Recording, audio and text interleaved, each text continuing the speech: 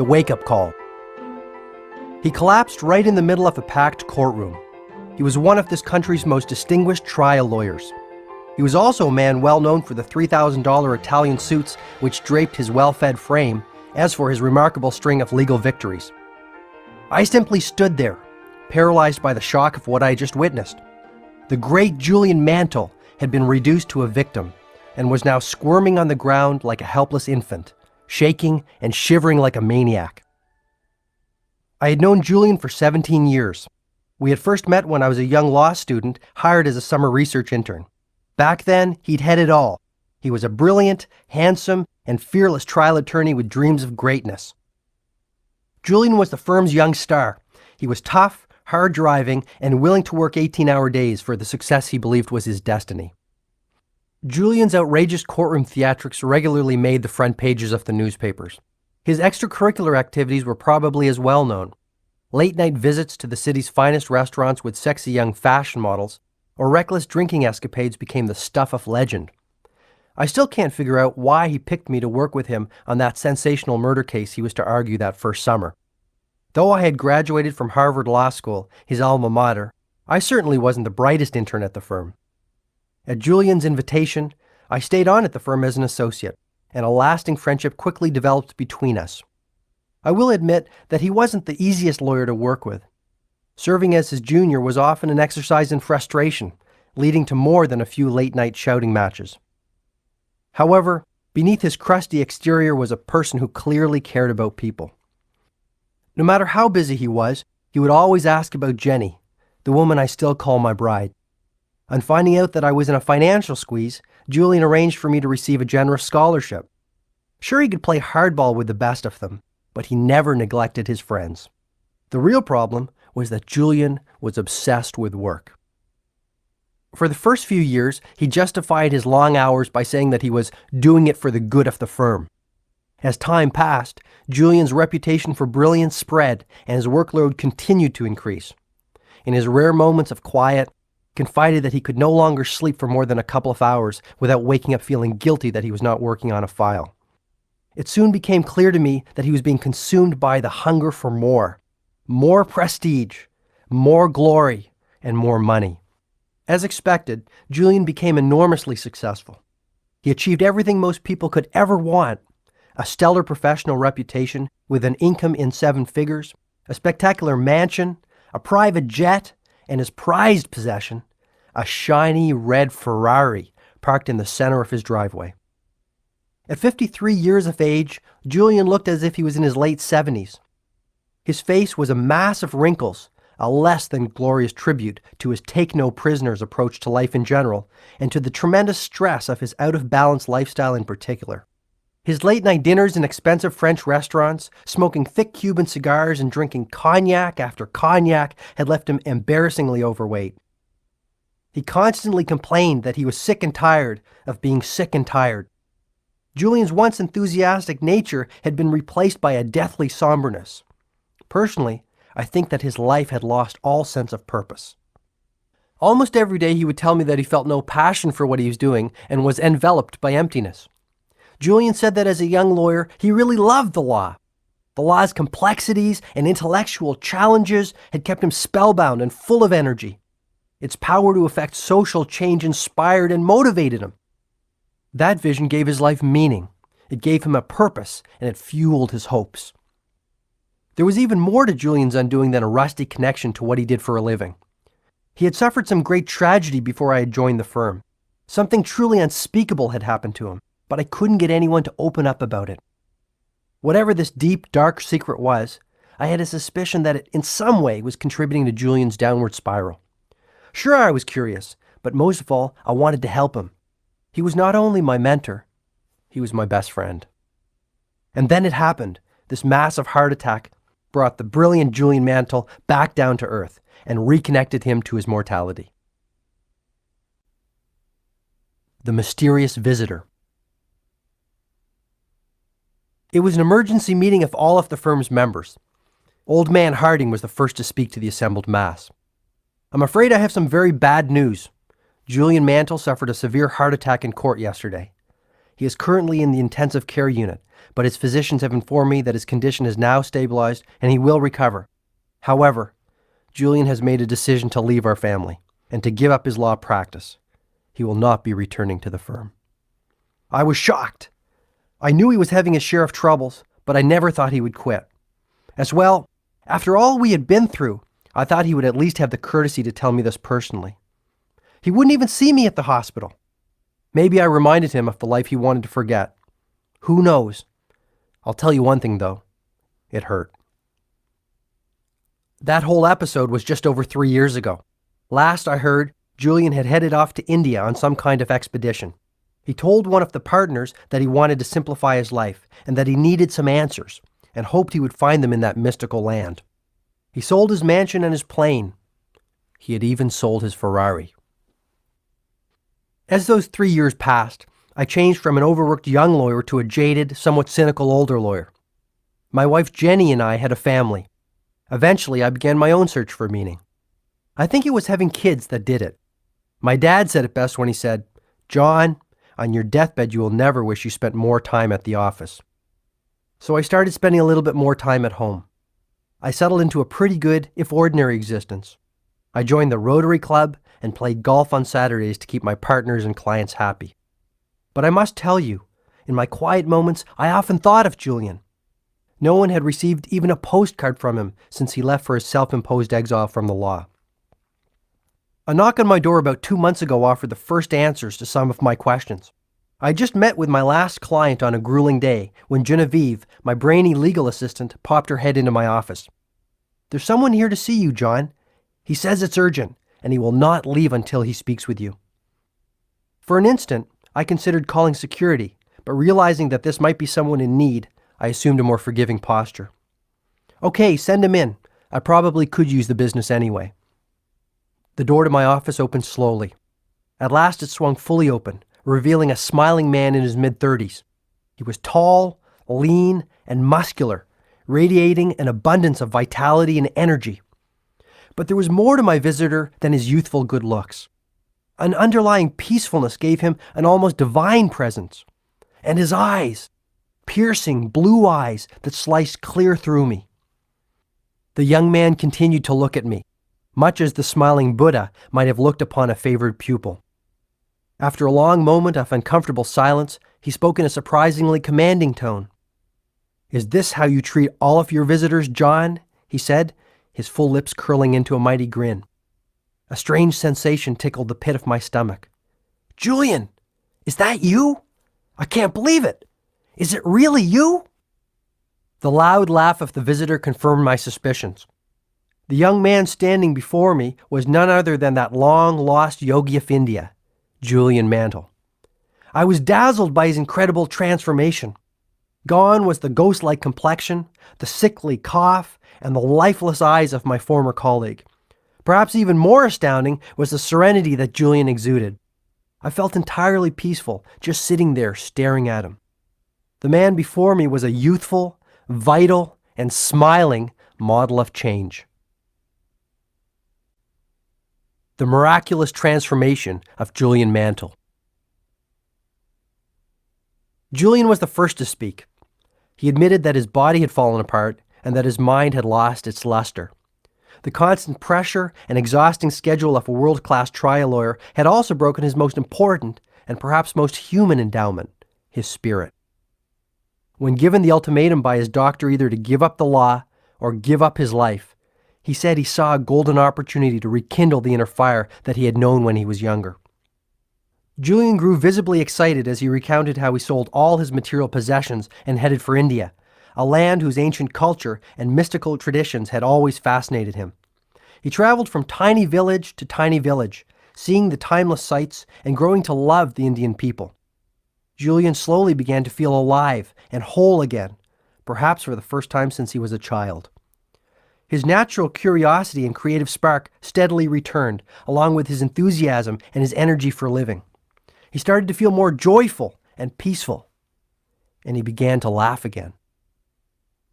Julian told me that his journey to India was more than a simple vacation. He described his time as a personal odyssey of the self. He He confided that he was determined to find out who he really was and what his life was all about. To do this, his first priority was to connect to that culture's vast pool of ancient wisdom on living a more rewarding, fulfilling, and enlightened life. The more he explored, the more he heard of Indian monks who had lived beyond the age of 100, monks who, despite their advanced years, maintained youthful, energetic, and vital lives. The more he traveled, the more he learned of ageless yogis who had mastered the art of mind control and spiritual awakening. It was while he was in Kashmir, an ancient and mystical state that sits sleepily at the foot of the Himalayas, that he had the good fortune to meet a gentleman named Yogi Krishnan. This slight man with a clean-shaven head had also been a lawyer. Fed up with his hectic pace that personifies modern New Delhi, he too gave up his material possessions and retreated to a world of greater simplicity. Becoming a caretaker of the village temple, Krishnan said he had come to know himself and his purpose in the larger scheme of life. Julian informed this lawyer-turned-yogi of his own story. "I need your help, Krishnan. I need to learn how to build a richer, fuller life. For as long as I've been caring for this temple, I've heard whisperings of a mystical band of sages living high in the Himalayas. Legend has it that they have discovered some sort of system that will profoundly improve the quality of anyone's life. It is supposed to be a holistic, integrated set of ageless principles and timeless techniques to liberate the potential of the mind, body, and soul." Julian was fascinated. This seemed perfect. Just exactly where do these monks live? No one knows, and I regret that I am too old to start searching. But I will tell you one thing, my friend. Many have tried to find them, and many have failed. The higher reaches of the Himalayas are treacherous beyond consequences. But if it is the golden keys to radiant health, lasting happiness, and inner fulfillment that you are searching for, I do not have the wisdom you seek. They do. Are you certain that you have no idea where they live? All I can tell you is that the locals in this village know them as the great sages of Savannah. In their mythology, Savannah means oasis of enlightenment. These monks are revered as if they are divine in their constitution and influence. If I knew where they could be found, I would be duty-bound to tell you. The next morning, Julian set out to the lost land of Savannah. The first few days were easy. Sometimes he would catch up to one of the cheerful citizens of the village walking on one of the footpaths. At other times, he hiked alone. The majesty of the snow-capped peaks of the Himalayas made his heart beat faster, and for one moment took his breath away. The fresh mountain air cleared his mind and energized his spirit. At once he felt joyous, exhilarated, and carefree. It was here, high above the humanity below, that Julian slowly ventured out of the cocoon of the ordinary and began to explore the realm of the extraordinary. It was while he was soaking in the gifts of nature's intelligence that something startling happened. From the corner of his eye, he saw another figure, dressed strangely in a long, flowing red robe, topped by a dark blue hood slightly ahead of him on the path. Julian was astonished to see anyone in this isolated spot that had taken him 7 treacherous days to reach. He yelled out to his fellow traveler. The figure refused to respond and accelerated his pace along the path they were both climbing. Soon the mysterious traveler was running, his red robe dancing gracefully behind him. "Please, friend, I need your help to find Savannah," yelled Julian. "I've been traveling for 7 days with little food and water. I think I'm lost." The figure came to an abrupt stop. Julian approached cautiously while the traveler stood remarkably still and silent. His head did not move, his hands did not move, and his feet kept their place. Julian gazed at the traveler with an intense curiosity. A quick burst of a sunbeam revealed that it was a man's face under the loosely fitting hood. Though he was at least his own age, there were very striking features of this person which left Julian mesmerized. His eyes were cat-like and so penetrating that Julian was forced to look away. His olive-complexioned skin was supple and smooth. His body looked strong and powerful. And though the man's hands gave away the fact that he was not young, he radiated an abundance of youthfulness and vitality. "I am Julian Mantle. I have come to learn from the sages of Savannah. Do you know where I might find them?" The man spoke softly. "Why is it that you seek these sages, friend?" Sensing that he had indeed found one of the mystical monks who had eluded so many, Julian opened his heart and poured out his odyssey to the traveler. He spoke of his former life and of the crisis of spirit he had struggled with, and he told of his travels in mystical India and of his meeting with Yogi Krishnan. The traveler remained silent and still. It was not until Julian spoke of his burning, almost obsessive desire to acquire the ancient principles of enlightened living that the man spoke again. Placing an arm on Julian's shoulder, the man said gently, "If you truly have a heartfelt desire to learn the wisdom of a better way, then it is my duty to help you. I am indeed one of those sages that you have come so far in search of. If you like, you may come with me as my guest to our temple. My brothers and sisters will welcome you with open arms. We will work together to teach you the ancient principles and strategies that our ancestors have passed down through the ages. Before I take you into our private world, I must request one promise from you. Upon learning these timeless truths, you must return to your homeland in the West and share this wisdom with all those who need to hear it. Though we are isolated in these magical mountains, we are aware of the turmoil your world is in. Good people are losing their way. You must give them the hope that they deserve. More importantly, you must give them the tools to fulfill their dreams. This is all I ask." Julian instantly accepted the sage's terms. As the two men moved still higher up the mountain path to the lost village of Savannah, the Indian sun started to set, a fiery red circle slipping into a soft, magical slumber after a long and weary day. A magical meeting with the sages of Savannah. After walking for many hours, the two travelers came upon a lush green valley. On one side of the valley, the snow-capped Himalayas offered their protection. On the other, a thick forest of pine trees sprouted. The sage looked at Julian and smiled gently. "Welcome to the nirvana of Savannah." The two then descended into the thick forest which formed the floor of the valley. The smell of pine and sandalwood wafted through the cool, crisp mountain air. Julian, now barefoot to ease his aching feet, felt the damp moss under his toes. He was surprised to see the richly colored orchids and a host of other lovely flowers dancing among the trees. After walking for about 15 more minutes, the two men reached a clearing. Before him was a sight that even the worldly wise and rarely surprised Julian Mantle could never have imagined. A small village made solely out of what appeared to be roses. At the center of the village was a tiny temple made of red, white, and pink flowers, held together with long strands of multicolored string and twigs. The little huts which dotted the remaining space appeared to be the austere homes of the sages. These were also made of roses.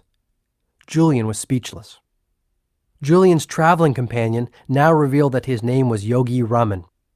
He explained that he was the eldest sage of Savannah and the leader of the group.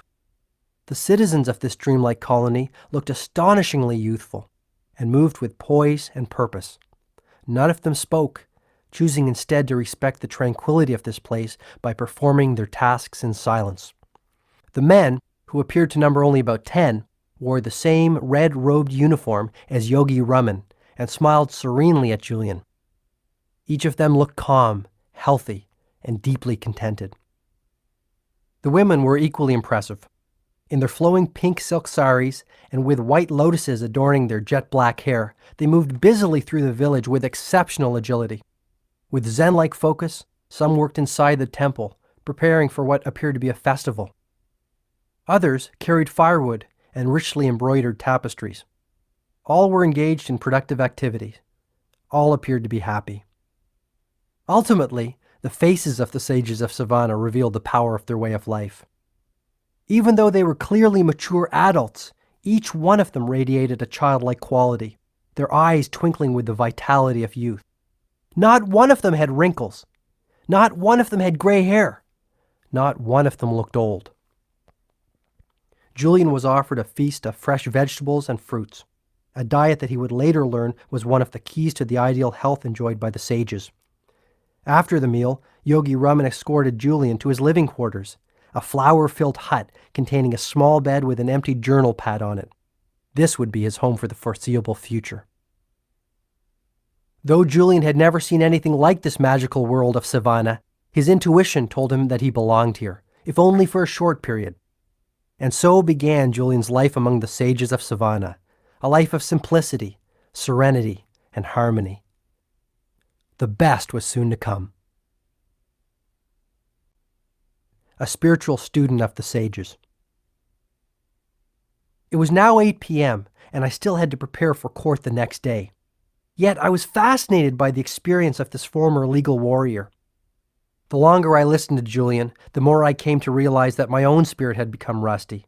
What had happened to the uncommon passion I brought to everything I did when I was younger? Maybe it was time for me to reinvent my destiny. Julian quickened the pace as he continued with his tale. He told me how his desire for knowledge, coupled with his sharp intellect, had made him a well-loved member of the Savannah community. As a mark of their affection for Julian, the monks eventually made him an honorary member of their band and treated him like an integral part of their extended family. Eager to expand his knowledge of the workings of the mind, body, and soul, and to attain self-mastery, Julian spent literally every waking moment under the tutelage of Yogi Raman. The sage became more like a father to Julian than a teacher. It was clear that this man had the accumulated wisdom of many lifetimes, and most happily, he was willing to share it with Julian. Beginning before dawn, Yogi Raman would sit with his enthusiastic student and fill his mind with insights on the meaning of life and little-known techniques for living with greater vitality, creativity, and fulfillment. He taught Julian ancient principles anyone could use to live longer, stay younger, and grow far happier. Julian also learned how the twin disciplines of personal mastery and self-responsibility would keep him from returning to the chaos of crisis that had characterized his life in the West. Julian said that the first indications of his personal expansion came after only 3 weeks in Savannah.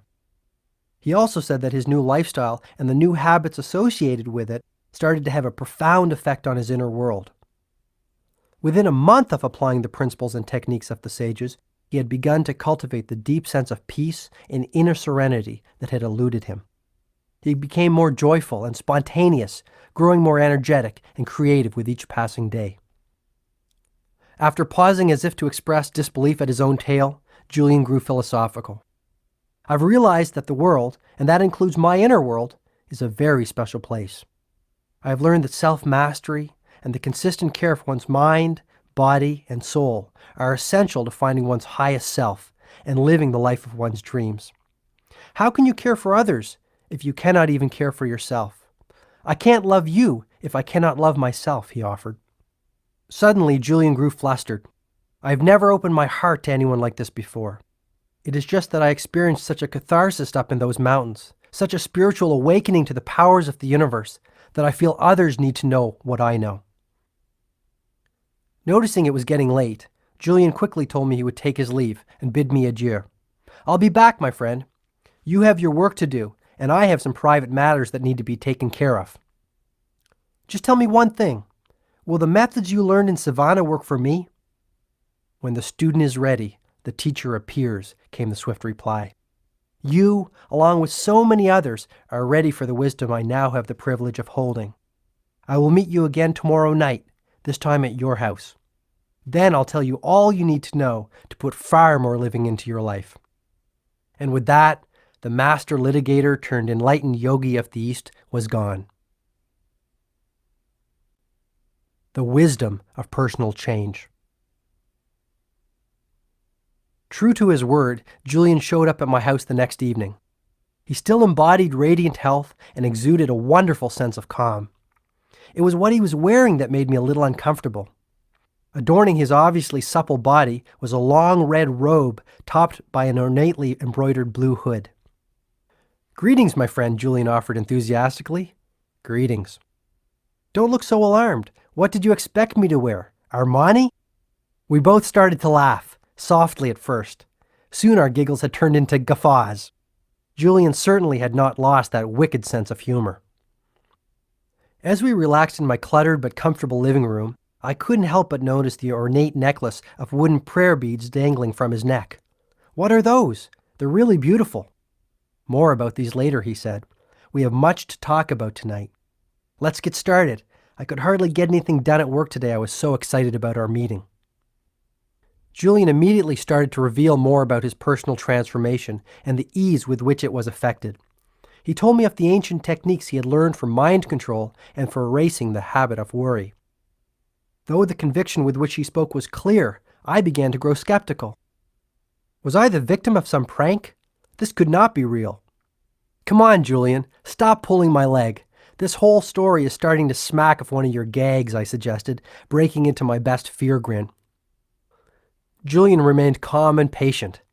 Spotting the pot of tea I had left on the table next to him, he started to pour into my waiting cup. He poured until the cup was full, but then he kept on pouring. Tea started to trickle down the sides of the cup and into the saucer.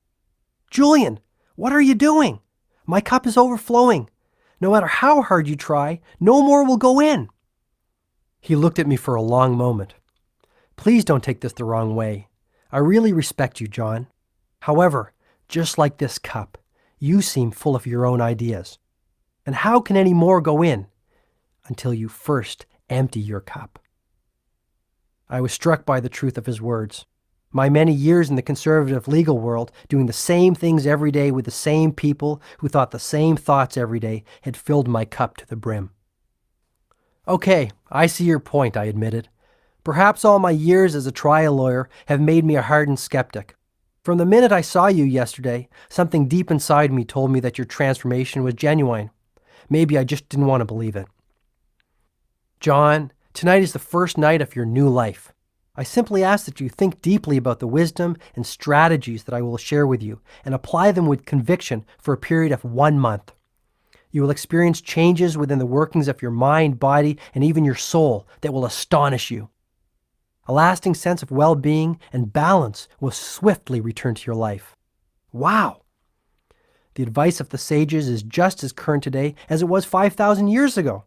It will not only enrich your inner world, it will enhance your outer world and make you far more effective in all that you do. Most importantly, it will work for anyone.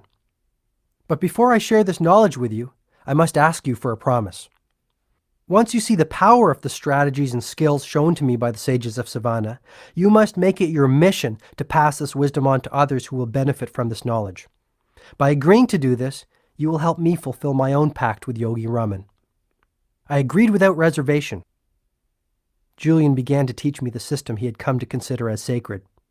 At the heart of the Savannan system were 7 basic virtues, 7 fundamental principles which embodied the keys to self-leadership, personal responsibility, and spiritual enlightenment. Julian told me that Yogi Raman was the first to share the 7 virtues with him after a few months in Savannah. On a clear night, Raman knocked softly on the door of Julian's hut. In the voice of a gentle guide, he spoke his mind. Since you have arrived, you have opened yourself up to our traditions and embraced them as your own. Tonight, on the eve of your 3rd month in Savannah, I will begin to share the inner workings of our system with you, not only for your benefit, but for the benefit of all those in your part of the world. I feel grateful that all I have learned over many years of silent contemplation will live within you. I looked at Julian and noticed that his eyes were now shut, as if he were transporting himself back to this fairy tale land that had showered the blessing of knowledge on him.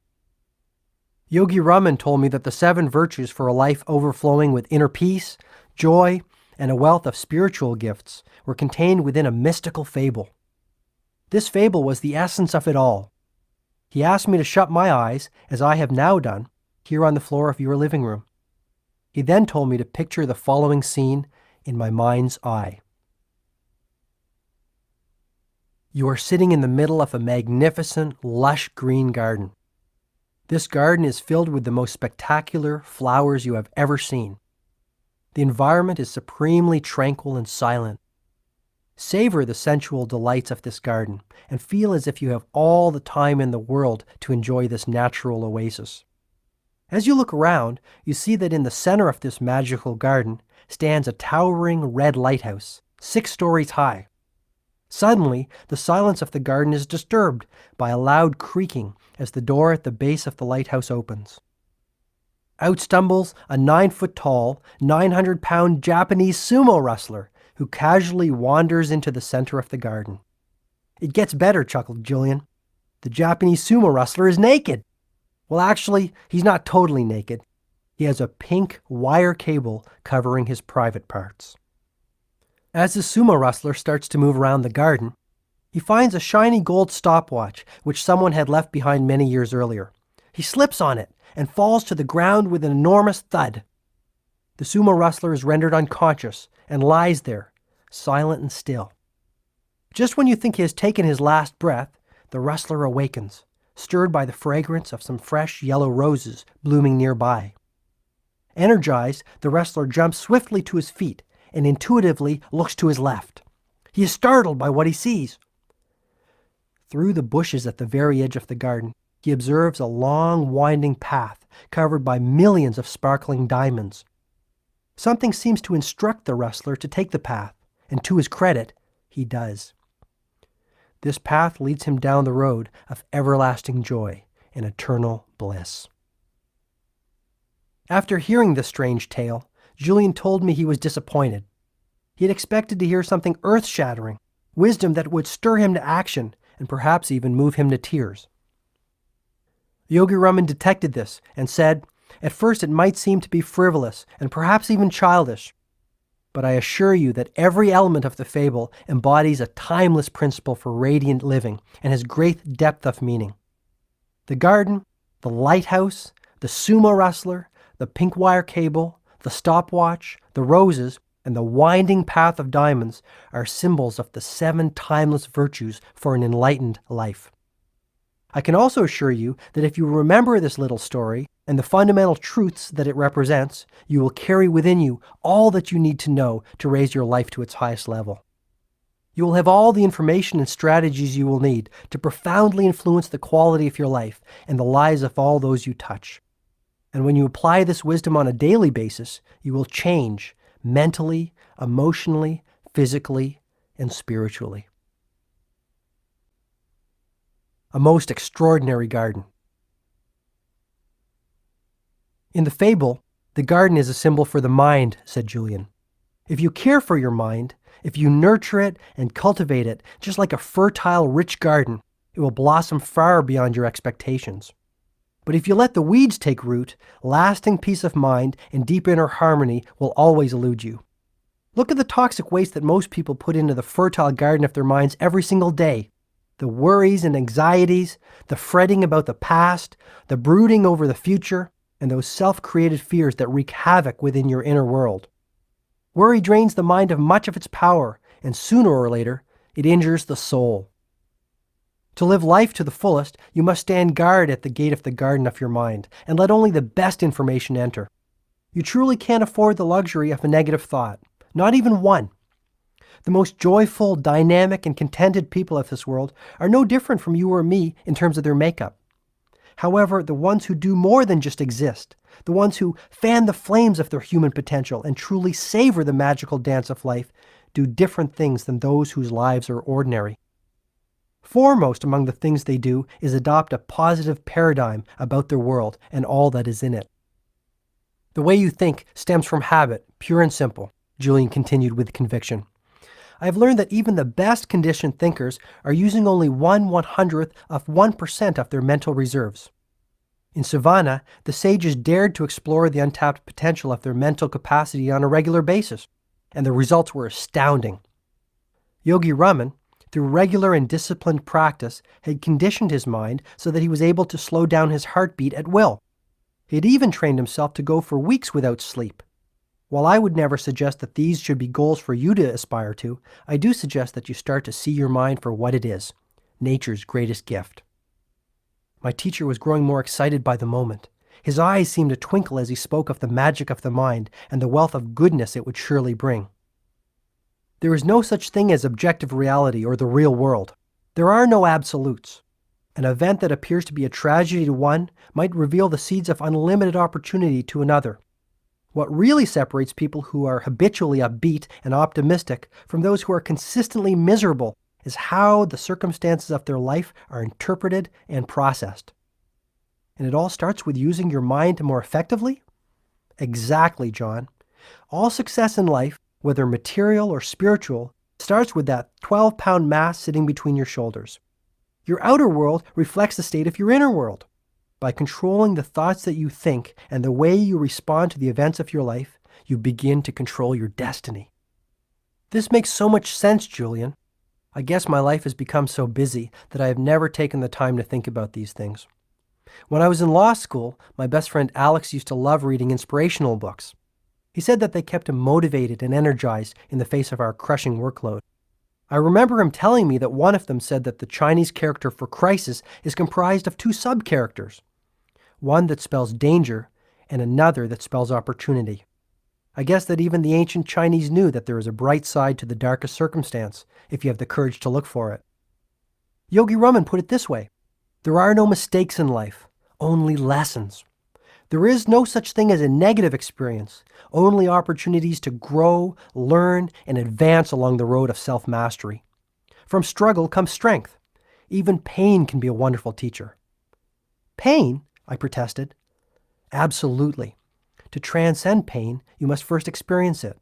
Or to put it another way, how can you really know the joy of being on the summit of the mountain unless you have first visited the lowest valley? Get my point? To savor the good, one must know the bad? Yes, but I suggest that you stop judging events as either positive or negative. Rather, simply experience them, celebrate them, and learn from them. Once you consistently apply this principle to your daily life and start to condition your mind to translate every event into a positive, empowering one, you will banish worry forever.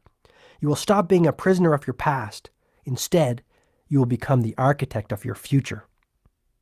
Okay, I understand the concept. What else might a humble, middle-class lawyer do to improve things? First of all, begin to live out of the glory of your imagination, not your memory. Run that one by me again? You see, things are always created twice. First in the workshop of the mind, and then, and only then, in reality. I call the process blueprinting, because anything you create in your outer world began as a simple blueprint in your inner world, on the lush picture screen of your mind. When you learn to take control of your thoughts and vividly imagine all that you desire from this worldly existence in a state of total expectancy, dormant forces will awaken inside you. You will begin to unlock the true potential of your mind to create the kind of magical life that I believe you deserve. From tonight onwards, forget about the past. Dare to dream that you are more than the sum of your current circumstances. Expect the best. You will be astonished at the results. I began to reflect on my own life. When I was a kid, I dreamed such great dreams. Often, I visualized myself as a sports hero or a business tycoon. I really believed that I could do, have, or be whatever I wanted to be. There were no limits on what my future could bring. I honestly don't think I felt that kind of freedom and joy for 15 years. What happened? Perhaps I lost sight of my dream when I became an adult and resigned myself to acting the way adults were supposed to act. Maybe I lost sight of them when I went to law school and started talking like lawyers were supposed to talk. In any event, that evening with Julian at my side made me resolve to stop spending so much time making a living and to spend far more time creating a life. Looks like I have you thinking about your life also, Julian observed. Start thinking about your dreams for a change, just like when you were a little child. Start to revere life again and celebrate all of its wonders. Julian then reached into the depths of his robe and pulled out a little card. One day, while Yogi Raman and I were walking along a quiet mountain path, I asked him who his favorite philosopher was. He told me that he had many influences in his life, and it was difficult for him to single out any one source for his inspiration.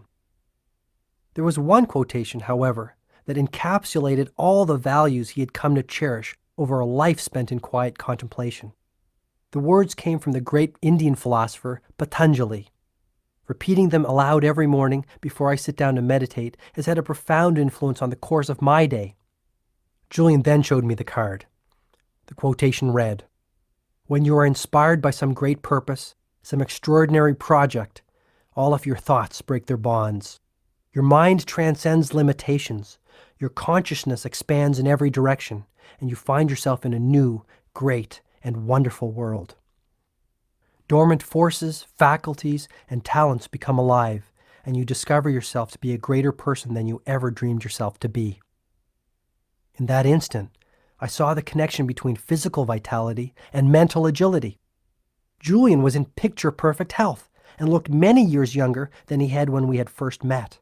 Success on the outside indeed begins with success on the inside, and by changing his thoughts, Julian had changed his life. Exactly how can I develop this positive, serene, and inspired attitude, Julian? After all these years in my routine, I think my mental muscles have grown a little flabby, I said with sincerity. If you diligently apply the strategies I am sharing with you every day for only 1 month, you will be astonished at the results.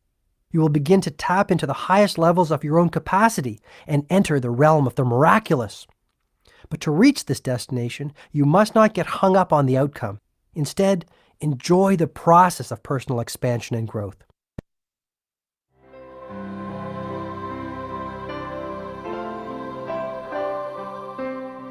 Julian added softly, "Before I give you the precise methods passed on to me by the sages of Savannah, I must first share a couple of key principles. First, always remember that concentration is at the root of mental mastery. The very fact that you have a desire or a dream means that you have the corresponding capacity to realize it. However, to liberate the power of the mind, you must first be able to harness it and direct its focus only to the task at hand. The moment you concentrate the focus of your mind on a singular purpose, extraordinary gifts will appear within your life." "How about eternal happiness?" "Go big or stay home," he chuckled. "Nothing like starting off small. Well, you can have that too. The secret of happiness is simple. Find out what you truly love to do, and then direct all of your energy towards doing it. Once you're concentrating your mind power and energy on a pursuit that you love, abundance flows into your life, and all your desires are fulfilled with ease and grace. So simply figure out what turns you on and then do it." "If it is a worthy pursuit," Julian replied, "your passion must, in some way, improve or serve the lives of others. Once you find out what your life's work is, your world will come alive. You will wake up every morning with a limitless reservoir of energy and enthusiasm. All your thoughts will be focused on your definite objective. You will automatically erase the worry habit and become far more effective and productive. Interestingly, you will also have a deep sense of inner harmony, as if you are somehow being guided to realize your mission." "It is a wonderful feeling. I love it," Julian offered gleefully. "Fascinating. And I like the part about getting up feeling good. To be really honest with you, Julian, most days I wish I could just stay under the covers." "Do you know why most people sleep so much? Because they really don't have anything else to do. Those who rise with the sun all have one thing in common. They all have a purpose that fans the flames of their inner potential. They are driven by their priorities, but not in an unhealthy, obsessive way. It's more effortless and gentle than that. And given their enthusiasm and love for what they are doing in their lives, such people live in the moment. Their attention is fully and completely on the task at hand. Therefore, there are no energy leaks. These people are the most vibrant and vital individuals you will ever have the good fortune to meet." "Energy leaks? Sounds a little new agey, Julian. I'll bet you didn't learn that one at Harvard Law School." "True. The sages of Savannah pioneered that concept. Though it has been around for centuries, its application is just as relevant today. Too many of us are consumed by needless and endless worry. Worry causes your precious mental energy and potential to leak. Soon, you have no energy left. Once you find your purpose, however, life becomes much easier and far more rewarding. When you figure out what your main aim or destiny really is, your work will be play.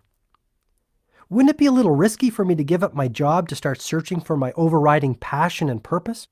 I mean, I have a family and real obligations. I have 4 people who depend on me." "I'm not saying that you have to leave the legal profession tomorrow. You will, however, have to start taking risks. Most people live within the confines of their comfort zone. Yogi Raman was the first to explain that the best thing you can do for yourself is to regularly move beyond it. This is the way to lasting personal mastery and the realization of the true potential of your human endowments. And what might those be? Your mind, your body, and your soul. So what risks should I take? Stop being so practical. Start doing the things you have always wanted to do. I have known lawyers who have quit their jobs to become stage actors and accountants who have become jazz musicians. In the process, they have found the deep happiness that had eluded them for so long. Calculated risk-taking will pay huge dividends. I see your point. So take the time to think. The sages of Savannah all took time daily to silently contemplate not only where they were, but where they were going. They took the time to reflect on their purpose and how they were living their lives every day. Most importantly, they thought deeply and genuinely about how they would improve the next day. Daily incremental improvements produce lasting results, which in turn lead to positive change. Even 10 minutes of focused reflection a day will have a profound impact on the quality of your life. Hey, you were going to share some techniques with me, Julian, I said, hoping to learn some practical ways to apply the wisdom I was hearing. There is one technique for mastering the mind which towers above all the rest. After practicing it for only 21 days, I felt more energetic, enthusiastic, and vibrant than I had in years. The practice is over 4,000 years old. It's called the heart of the rose. All that you need to perform this exercise is a fresh rose and a silent place. Natural surroundings are best, but a quiet room will do nicely. Start to stare at the center of the rose, its heart. Keep staring at the rose. Notice its color, its texture, its design. Savor its fragrance and think only about this wonderful object in front of you. At first, other thoughts will start entering your mind, distracting you from the heart of the rose. This is the mark of an untrained mind. But you need not worry. Improvement will come quickly. Simply return your attention to the object of your focus. Soon your mind will grow strong and disciplined. That's all there is to it? It sounds pretty easy. That's the beauty of it, John, Julian replied. However, this ritual must be performed daily for it to be effective. For the first few days, you will find it difficult to spend even 5 minutes in this exercise. Persist and spend longer and longer periods savoring the heart of the rose. After a week or two, you should be able to perform the technique for 20 minutes without your mind wandering to other subjects. This will be the first indication that you are taking back control of the fortress of your mind. Practically speaking, you will notice that you will feel far calmer. You will have taken a significant step towards erasing the worry habit that plagues most of the population, and you will enjoy more energy and optimism. Each day, no matter how busy you get and how many challenges you might face, return to the heart of the rose. It is your island of peace. Never forget that there is power in silence and in stillness. Stillness is the stepping stone to connecting with the universal source of intelligence that throbs through every living being. Julian continued to reveal what he had learned in Savannah. Another particularly good technique is based on what Yogi Raman called opposition thinking. I learned that under the grand laws of nature, the mind can only hold one thought at any one time. Try it yourself, John. You will see that it's true. I did try it, and it is true. Using this little-known information, anyone can easily create a positive, creative mindset within a short period. The process is straightforward. When an undesirable thought occupies the focal point of your mind, immediately replace it with an uplifting one. This is where the prayer beads around my neck come in, Julian added with rising enthusiasm. Every time I catch myself thinking a negative thought, I take this necklace off and remove another bead. These beads of worry go into a cup I keep in my knapsack. Together, they serve as gentle reminders that I still have a distance to travel on the road to mental mastery and responsibility over the thoughts that fill my mind. Hey, that's a great one. This is really practical stuff. I have never heard anything quite like it. Tell me more about this philosophy of opposition thinking. Let's say you've had a tough day in court. The judge disagreed with your interpretation of the law. The litigator on the other side belonged in a cage, and your client was more than a little annoyed with your performance. You come home and fall into your favorite chair, full of gloom. Step 1 is to become aware that you are thinking these uninspiring thoughts. Self-knowledge is the stepping stone to self-mastery. Step 2 is to appreciate once and for all that just as easily as you allowed those gloomy thoughts to enter, you can replace them with cheerful ones. So think of the opposite of gloom. Concentrate on being cheerful and energetic. Feel that you are happy. Perhaps you might even start to smile. Move your body as you do when you are joyful and full of enthusiasm. Sit up straight and breathe deeply and train the power of your mind on positive thoughts. You will notice a remarkable difference in the way you feel within minutes. If you keep up your practice of opposition thinking, applying it to every negative thought that habitually visits your mind, within weeks, you will see that they no longer hold any power. Julian continued his explanation. Thoughts are vital, living things, little bundles of energy, if you will. A strong, disciplined mind, which anyone can cultivate through daily practice, can achieve miracles. I never saw thoughts as living things, Julian, I replied, amazed at this discovery. The sages of Savannah firmly believed that one should think only sattvic, or pure thoughts. If even one impure thought entered the temple of their minds, they would punish themselves by traveling many miles to an imposing waterfall and standing under the ice-cold water until they could no longer bear the frigid temperature. I thought you told me these sages were wise. Standing under an ice-cold waterfall for thinking one little negative thought strikes me as extreme behavior. Julian was lightning fast in his response. John, I'll be blunt. You truly cannot afford the luxury of even one negative thought. A worrisome thought is like an embryo. It starts off small, but grows and grows. Soon it takes on a life of its own. The sages of Savannah had a wonderful way to ensure that their thoughts were pure and wholesome. This technique was also highly effective in manifesting their desires, however simple, into reality. The method will work for anyone. The technique was known to the sages as the secret of the lake. To apply it, these teachers would rise at 4 a.m., as they felt that the early morning possessed magical qualities from which anyone could benefit. The sages would then travel along a series of steep, narrow mountain paths, which eventually led them to the lower reaches of the region they inhabited. Once there, they would walk along a barely visible trail until they arrived at a clearing.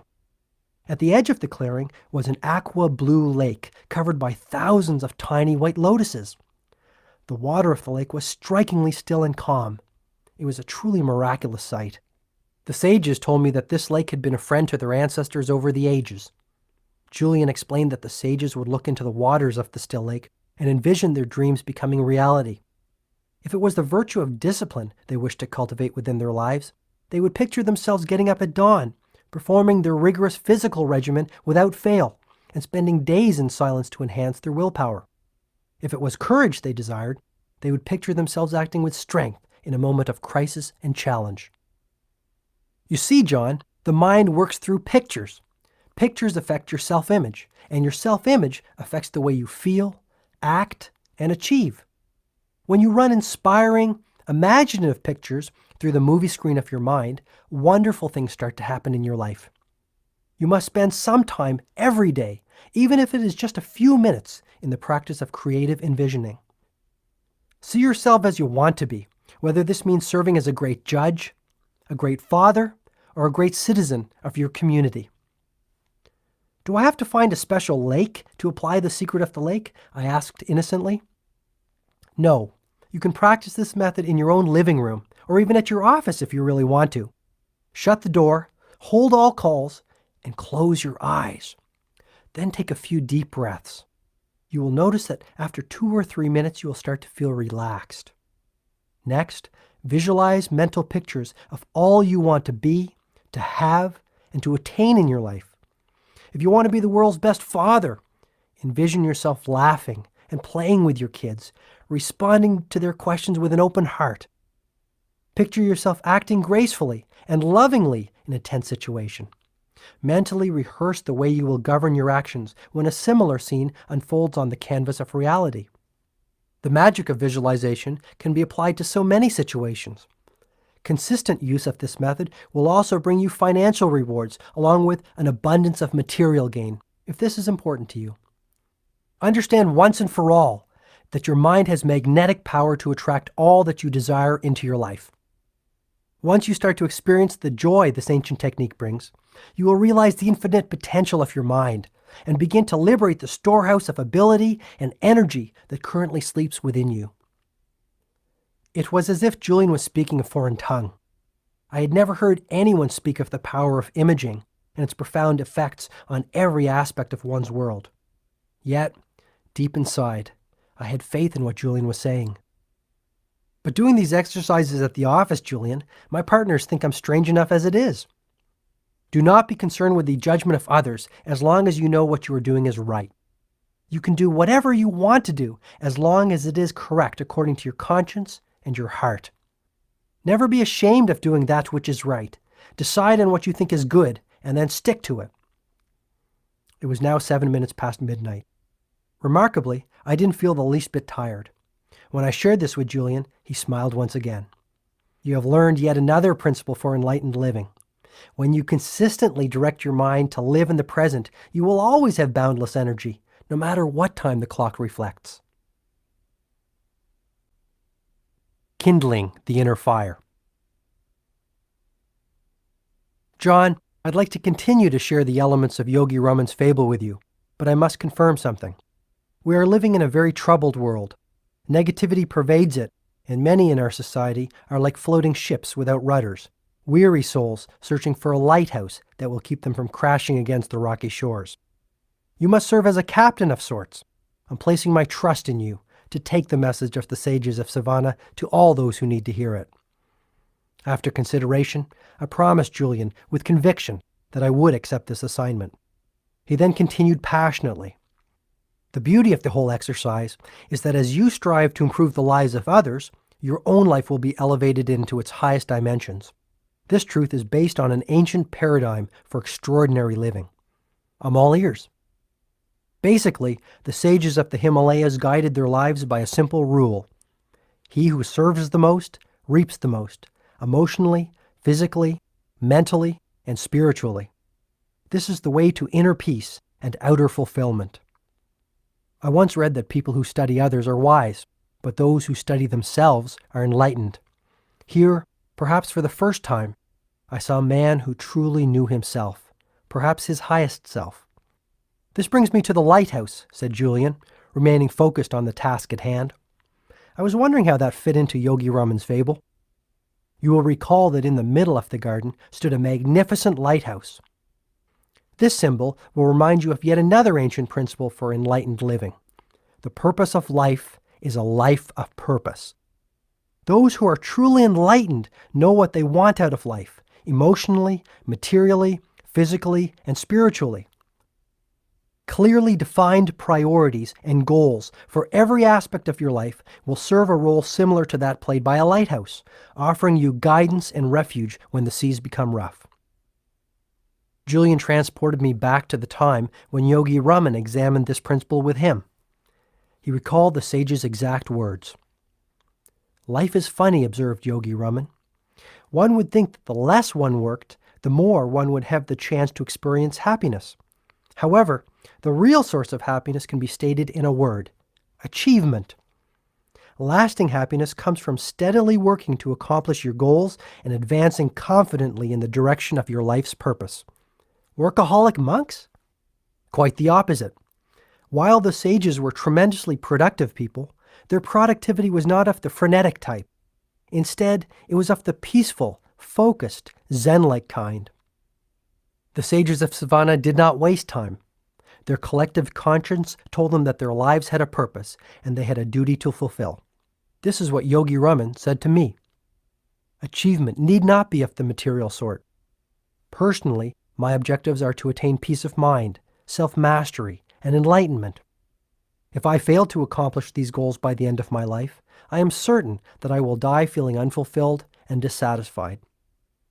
Julian told me that this was the first time he had heard any of his teachers in Savannah speak of their own mortality. And Yogi Raman sensed this in my expression. You need not worry, my friend, he said. I have already lived past the age of 100 and have no plans for a quick exit.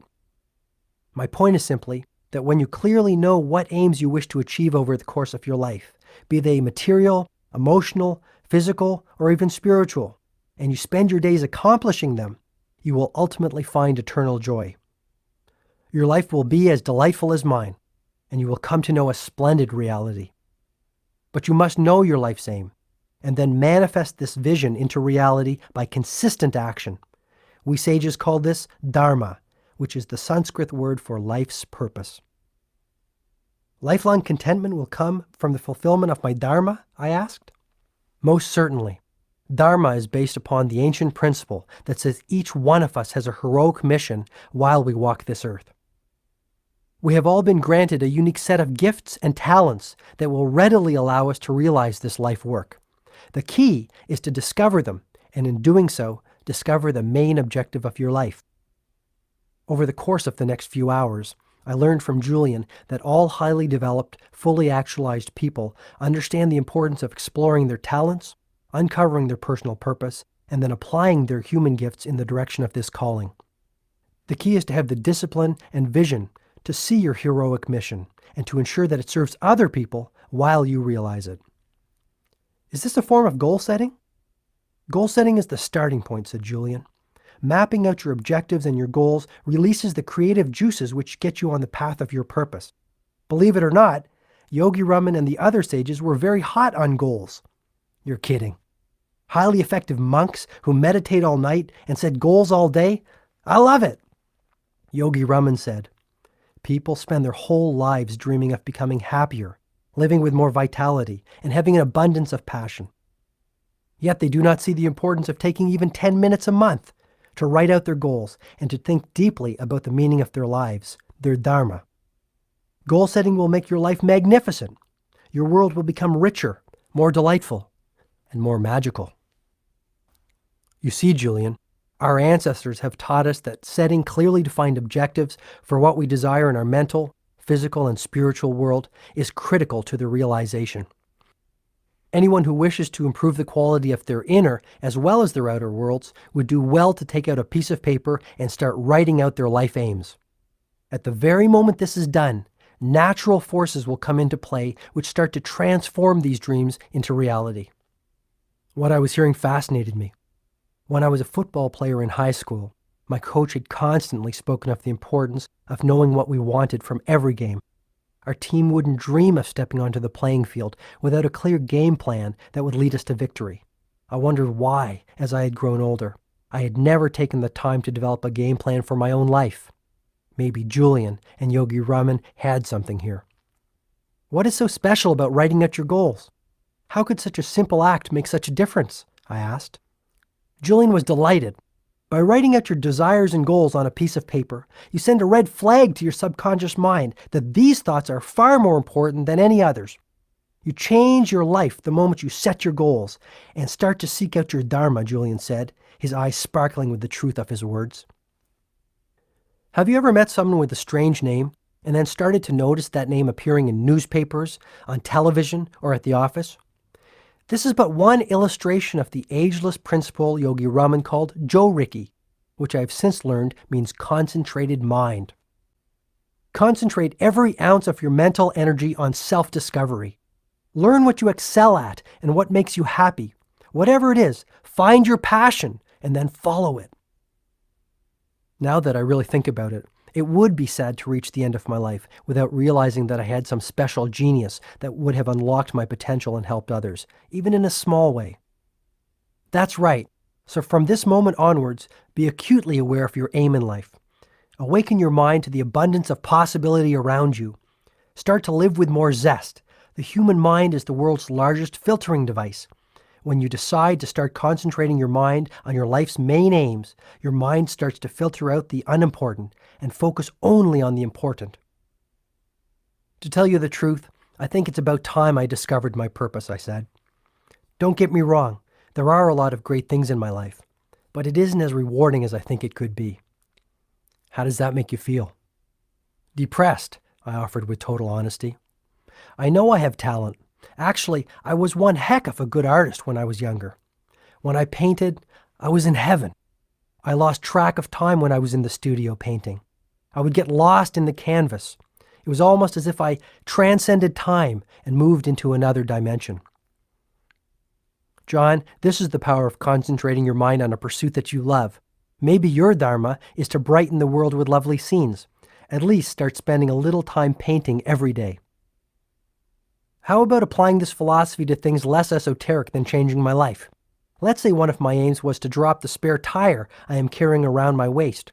Where would I start?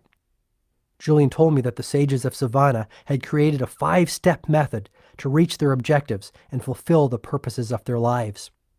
The first step was to form a clear mental picture of the outcome.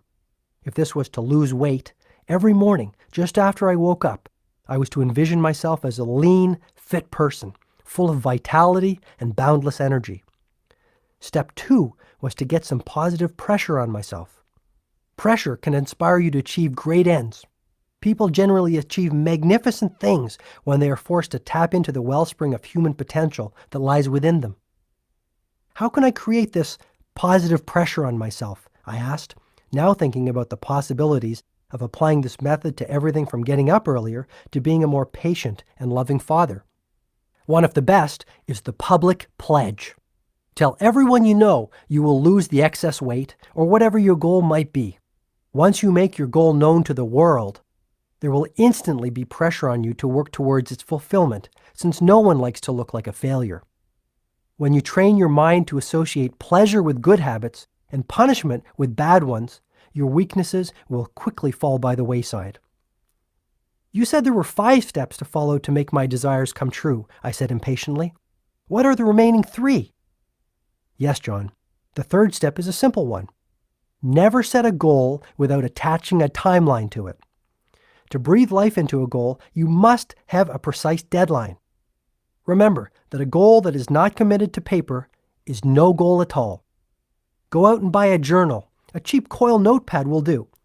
Call this your dream book and fill it with all your desires, objectives, and dreams. Get to know yourself and what you are all about. Don't I already know myself? Most people don't. The Chinese define image in these terms. There are 3 mirrors that form a person's reflection. The first is how you see yourself. The second is how others see you. And the 3rd mirror reflects the truth. Know yourself, John. Know the truth. Divide your dream book into separate sections for goals relating to the different areas of your life. For example, you might have sections for your physical fitness goals, your financial goals, your personal empowerment goals, your relationship and social goals, and perhaps most importantly, your spiritual goals. Hey, that sounds like fun. I've never thought about doing something as creative as that for myself, I said. Another particularly effective technique is to fill your dream book with pictures of the things you desire and images of people who have cultivated the abilities, talents, and qualities that you hope to emulate. If you want to lose weight and be in outstanding physical shape, paste a picture of a marathon runner or an elite athlete in your dream book. If you want to be the world's finest husband, clip out a picture of someone who represents this, perhaps your father, and put it in your journal in the relationship section. Then review this book daily, even for a few minutes. Make it your friend. The results will startle you. My wife would love to have a dream book. She'd probably fill it with pictures of me without my notorious belly. It's really not that big, Julian suggested in a consoling tone. Then why does Jenny call me Mr. Donut? I said, breaking into a broad smile. Julian started to laugh. I had to follow. Soon the two of us were howling on the floor. I guess if you can't laugh at yourself, who can you laugh at? I said, still giggling. Very true, my friend. When I was chained to my former lifestyle, one of the main problems was that I took life far too seriously. Now I am much more playful and childlike. I enjoy all of life's gifts, no matter how small they are. But I have digressed. Once you have formed a clear mental picture of your outcome, created a little pressure behind it, set a deadline, and committed it to paper, the next step is to apply what Yogi Raman called the magic rule of 21. The learned men and women of his world believed that for a new behavior to crystallize into a habit, one had to perform the new activity for 21 days in a row. What's so special about 21 days? The only way to permanently install a new habit is to direct so much energy towards it that the old one slips away like an unwelcome house guest. The installation is generally complete in about 21 days, the time it takes to create a new neural pathway. Say I wanted to start practicing the heart of the rose technique to erase the worry habit and live at a more peaceful pace. Do I have to do it at the same time every day? Good question. The only reason to do something is because you want to and because you know it is the right thing for you to do. My suggestion is that you try the heart of the rose method at the same time every day and in the same place every day. There is tremendous power in a ritual. When you insert any activity into your routine by doing it the same way at the same time every day, it quickly grows into a habit. Soon you will be performing the new habit with the same ease that you feel while brushing your teeth. And the final step for attaining goals and advancing along the path of purpose, I wondered?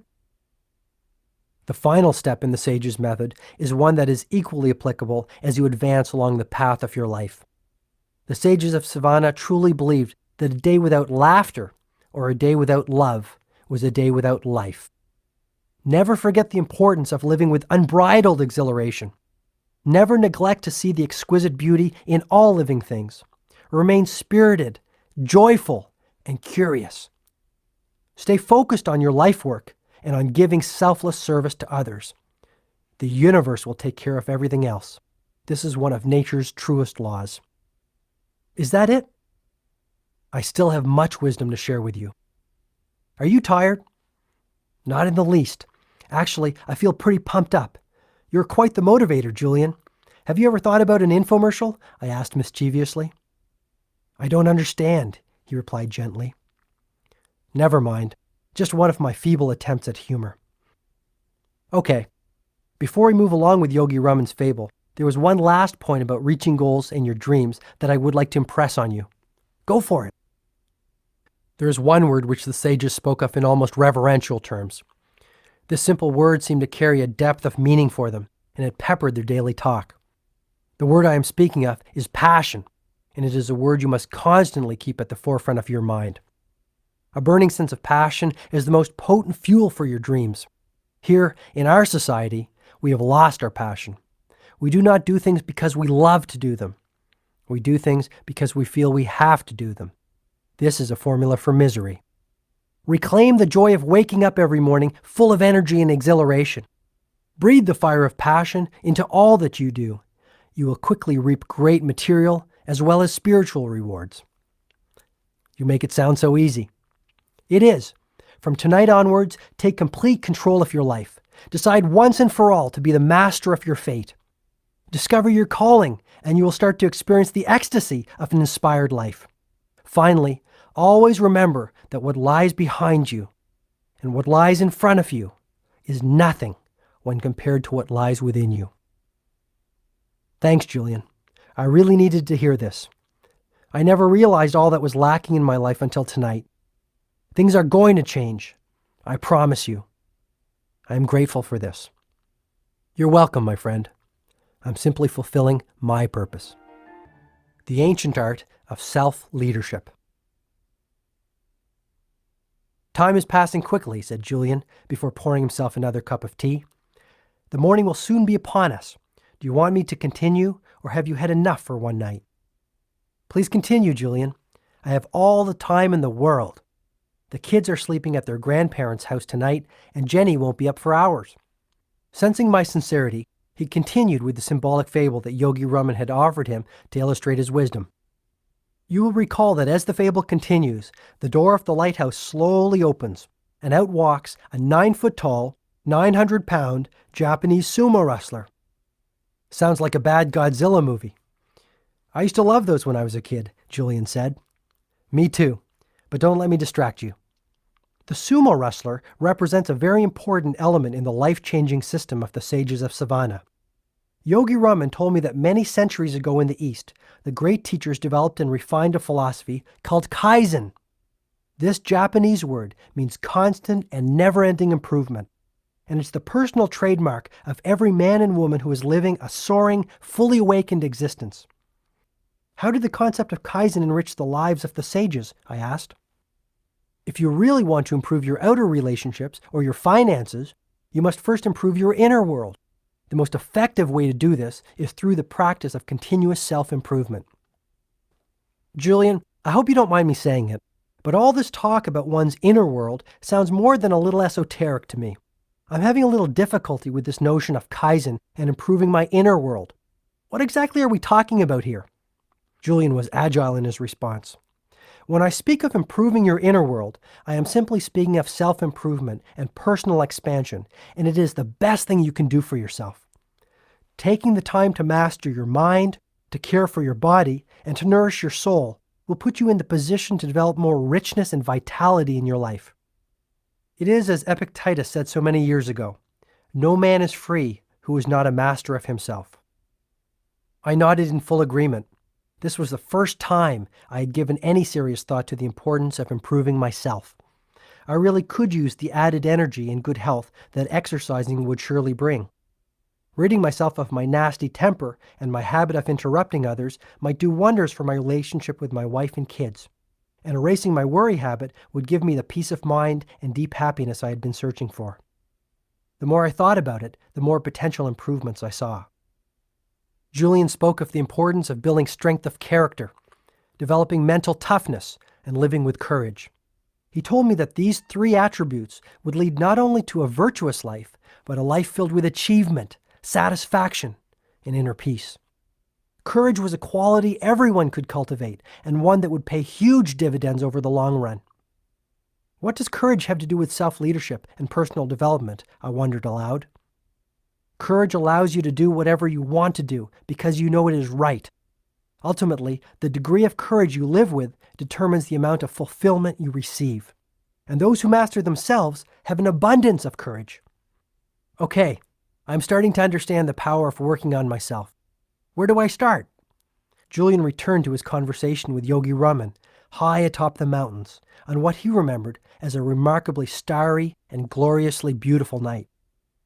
The more I listened to Yogi Raman, and the more I reflected on the pain and suffering of my former world, the more I welcomed the philosophy of Kaizen, constant and never-ending enrichment of the mind, body, and soul into my new life, Julian asserted. Why am I hearing so much about the mind, body, and soul these days? It seems I can't even turn on the tube without someone making mention of it. This is the trilogy of our human endowments. To improve our mind without the cultivation of your physical gifts would be a very hollow victory. Elevating your mind and body to their highest level without nurturing your soul would leave you feeling very empty and unfulfilled. But when you dedicate your energies to unlocking the full potential of all 3 of your human endowments, you will taste the divine ecstasy of an enlightened life. You've got me pretty excited, pal. And as to your question about where to start, I promise that I will give you a number of ancient yet powerful techniques in a few moments. But first, I must share a practical illustration with you. Get into push-up position. Good grief, Julian's become a drill sergeant, I silently thought. Being curious and wishing to keep my cup empty, I complied. Now do as many push-ups as you can possibly do. Don't stop until you truly are certain that you cannot do any more. I struggled with the exercise. The first 15 push-ups were pure agony. At 23 push-ups, I gave up. No more, Julian. This is killing me. The only lesson I'm going to learn from this is what to do for a heart attack. Do 10 more. Then you can rest, commanded Julian. You've got to be kidding. But I continued. 1, 2, 5, 8, and finally 10. I lay on the floor in total exhaustion. What could anyone possibly learn from an experience like this? I asked breathlessly. You told me after you had done 23 that you couldn't do any more. You told me that this was your absolute limit. Yet, when I challenged you to do more, you responded with another 10 push-ups. You had more inside you, and when you reached for your resources, you received more. Yogi Raman explained a fundamental truth to me. The only limits on your life are those that you set yourself. When you push beyond your limits, just as you did in this demonstration, you unlock mental and physical reserves that you never thought you had. Julian sensed he was on a roll. You practice the art of Kaizen by pushing yourself daily. Work hard to improve your mind and your body. Nourish your spirit. Do the things you fear. Be the person you dream of being. Julian continued his passionate discourse. Identify the things that are holding you back. Take the time to reflect on what might be keeping you from the life you really want and know deep down you can have. Once you have identified what your weaknesses are, the next step is to face them head on and attack your fears. This might be the first taste of real freedom that you have experienced in years. Fear is nothing more than a mental monster you have created, a negative stream of consciousness. You mean all my fears are nothing more than imaginary little gremlins that have crept into my mind over the years? Exactly, John. Every time they have prevented you from taking some action, you have added fuel to their fire. But when you conquer your fears, you conquer your life. I need an example. Study a baby. She has no limits. Her mind is a lush landscape of potential and possibility. Properly cultivated, it will lead her to greatness. Filled with negativity, it will lead her to mediocrity at best. A baby could be trained to view a glorious sunny day as depressing. A child could be trained to see a puppy as a vicious animal. An adult could be trained to see a drug as a pleasant vehicle for release. It's all a matter of conditioning, isn't it? Sure.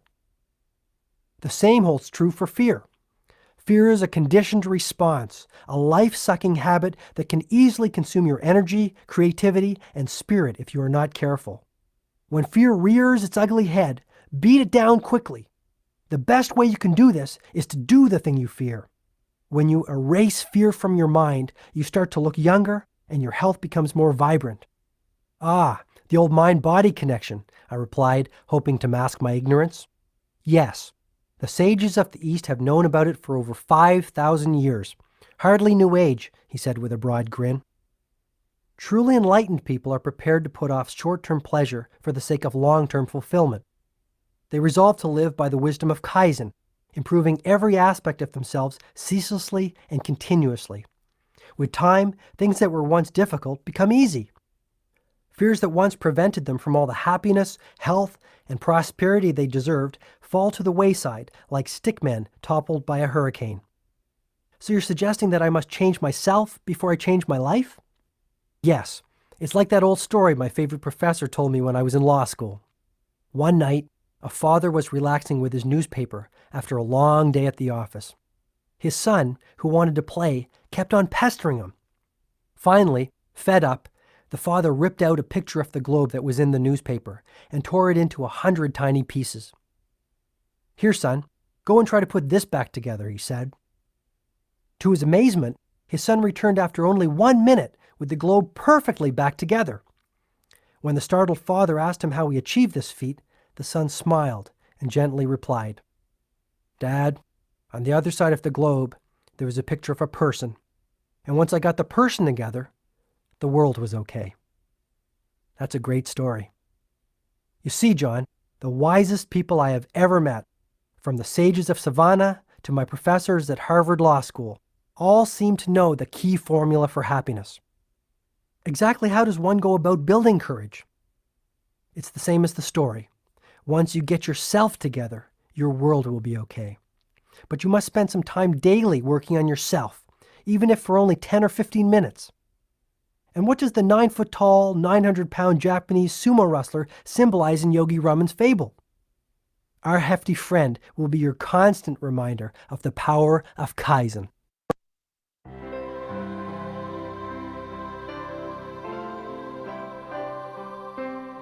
In just a few hours, Julian had revealed the most powerful information that I had ever heard in my lifetime. Now I had been exposed to the ageless principle of self-mastery, Kaizen. How can I practice the art of Kaizen? I will give you 10 ancient yet supremely effective rituals that will lead you far along the path of personal mastery. If you apply them on a daily basis, with faith in their utility, you will observe remarkable results in just 1 month from today. Yogi Raman offered the 10 rituals to me with great faith in what he termed their exquisiteness. The quid pro quo is that you must set aside at least 1 hour a day for 30 consecutive days to practice the strategies. This investment in yourself is all it takes. 1 hour a day for 30 days is all it takes? It's the magic formula I was always searching for. Having said this, you must be disciplined and apply the strategies which make up the formula daily with utter conviction in their value. This is not a quick fix type deal. Once you are in it for the long term. What do you mean? Spending 1 hour a day tending to yourself will surely give you dramatic results in 30 days, provided you do the right things. The key is that you must keep on practicing them every day if you want to keep on seeing the results. Fair enough, I agreed. Julian clearly had unlocked a wellspring of personal vitality and inner serenity in his own life. Actually, his transformation from a sickly old litigator to a radiant, energetic philosopher was nothing less than miraculous. Maybe I too could undergo a mantle-like transformation. It was surely worth a try. That night, sitting on the floor of my cluttered living room, I learned what Julian called the 10 rituals of radiant living. The first strategy was known to the sages as the ritual of solitude. This involves nothing more than ensuring that your daily schedule include a mandatory period of peace. Just what is a period of peace? It is a period of time, as little as 15 minutes or as much as 50, wherein you explore the healing power of silence and come to know who you really are. Its purpose is self-renewal, and this is accomplished by spending time alone, immersed in the beautiful blanket of silence. Solitude and quiet connect you to your creative source and release the limitless intelligence of the universe. You will even sleep better and enjoy a renewed feeling of balance in your day-to-day activities. Where should I go for this period of peace? Theoretically, you could do it anywhere, from your bedroom to your office. The key is to find a place of true quiet and beauty. How does beauty fit into the equation? Beautiful images soothe a ruffled soul, Julian observed with a deep sigh. A bouquet of roses, or a simple, solitary daffodil will have a highly salutary effect on your senses and relax you to no end. Ideally, you should savor such beauty in a space that will serve as a sanctuary of the self. What's that? Basically, it is a place that will become your secret forum for mental and spiritual expansion. This might be a spare room in your house or simply a peaceful corner of a small apartment. The point is to reserve a spot for your renewal activities, a place that sits there quietly, awaiting your arrival. I love the sound of that. I think having a silent place to go to when I come home from work would make a world of difference. That brings up another important point. The ritual of solitude works best when you practice it at the same time every day. By practicing it at the same time every day, a daily dose of silence will soon become a habit that you will never neglect. Anything else? Yes. If at all possible, commune with nature daily. A quick walk through the woods, or even a few minutes spent cultivating your tomato garden in the backyard, will reconnect you to the wellspring of calm that may now be dormant within you. Being with nature also allows you to tune into the infinite wisdom of your highest self. This self-knowledge will move you into the uncharted dimensions of your personal power. Never forget this, Julian advised, his voice rising with passion. Has this ritual worked well for you, Julian? Absolutely. Some days I spend hours in quiet contemplation. On other days, I spend only 10 minutes. The result is more or less the same: a deep sense of inner harmony and an abundance of physical energy. Which brings me to the second ritual. This is the ritual of physicality. Sounds interesting. What's it all about? The ritual of physicality is based on the principle that says, as you care for the body, so you care for the mind. As you train your body, so you train your mind. Take some time every single day to nourish the temple of your body through vigorous exercise. Get your blood circulating and your body moving. Did you know that there are 168 hours in a week? No, not really. It's true. At least 5 of those hours should be invested in some form of physical activity. The sages of Savannah practiced the ancient discipline of yoga to awaken their physical potential and live a strong, dynamic existence. It was an extraordinary sight to see these marvelous physical specimens who had managed to age-proof their lives standing on their heads in the center of their village. Did the sages do anything else to care for their bodies? Yogi Raman and his brothers and sisters also believed that vigorous walking in natural surroundings worked wonders for relieving fatigue and restoring the body to its natural state of vibrancy. I really think it didn't matter too much to them what they did, so long as they moved their bodies and got the fresh air of their breathtaking surroundings flowing through their lungs. What does breathing fresh air have to do with anything? I'll answer your question with one of Yogi Raman's favorite sayings: to breathe properly is to live properly. Quite early on in Savannah, the sages taught me that the fastest way to double or even triple the amount of energy I had was to learn the art of effective breathing. Their philosophy was simple. Take in more oxygen through efficient breathing, and you liberate your energy reserves along with your natural state of vitality. Okay, so where do I start? It's actually pretty easy. 2 or 3 times a day, take a minute or two to think about breathing more deeply and effectively. Your belly should move out slightly. This indicates that you are breathing from the abdomen, which is good. A trick that Yogi Raman taught me was to cup my hands over my stomach. If they moved out as I inhaled, my breathing technique was proper. Very interesting. If you like that, Then you'll love the third ritual of radiant living, said Julian, which is the ritual of live nourishment. Yogi Raman put it this way: as you nourish your body, so you nourish your mind. I assume then that you changed your diet radically. Live foods are the answer.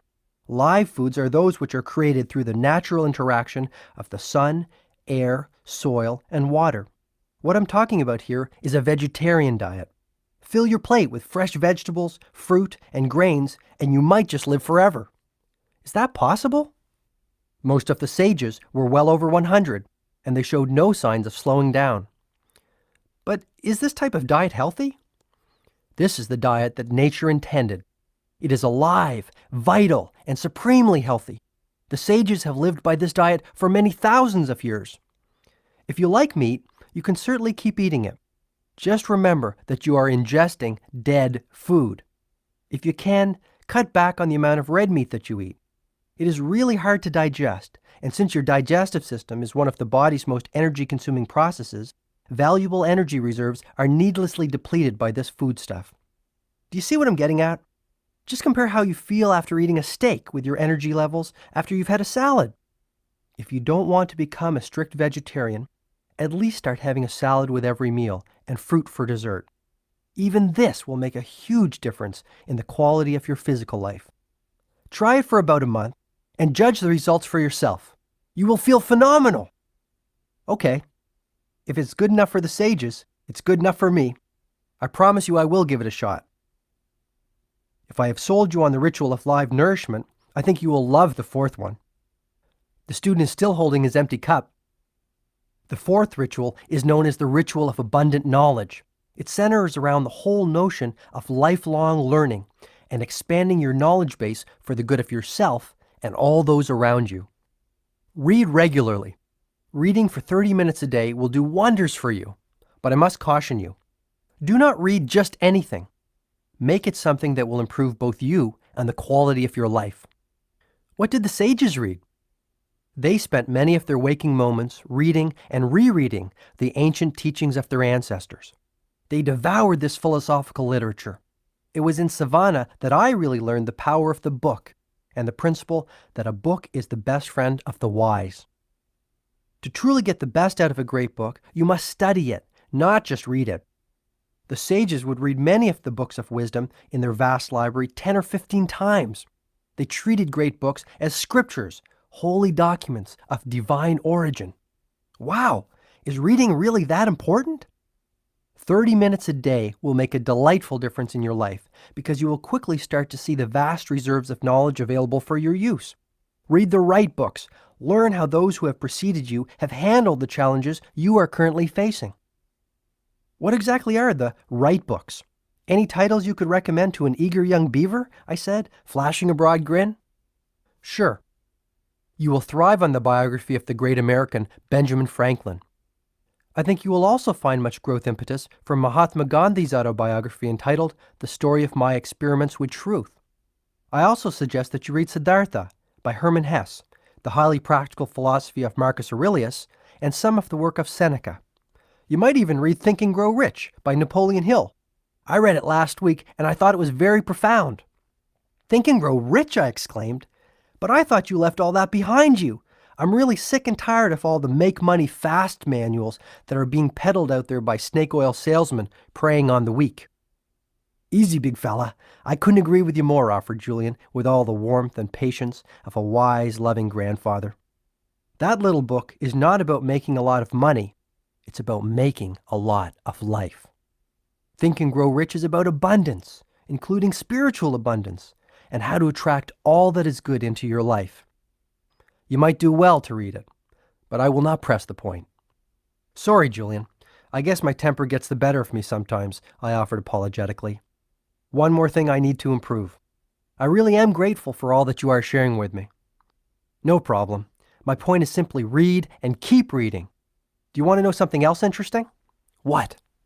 Books simply help you to see what is already within yourself. That's what enlightenment is all about. After all my journeying and exploring, I found that I have actually come full circle back to the point from which I started as a young boy. But now I know myself, and all that I am and can be. Okay, what's the fifth ritual of radiant living? It is the ritual of personal reflection.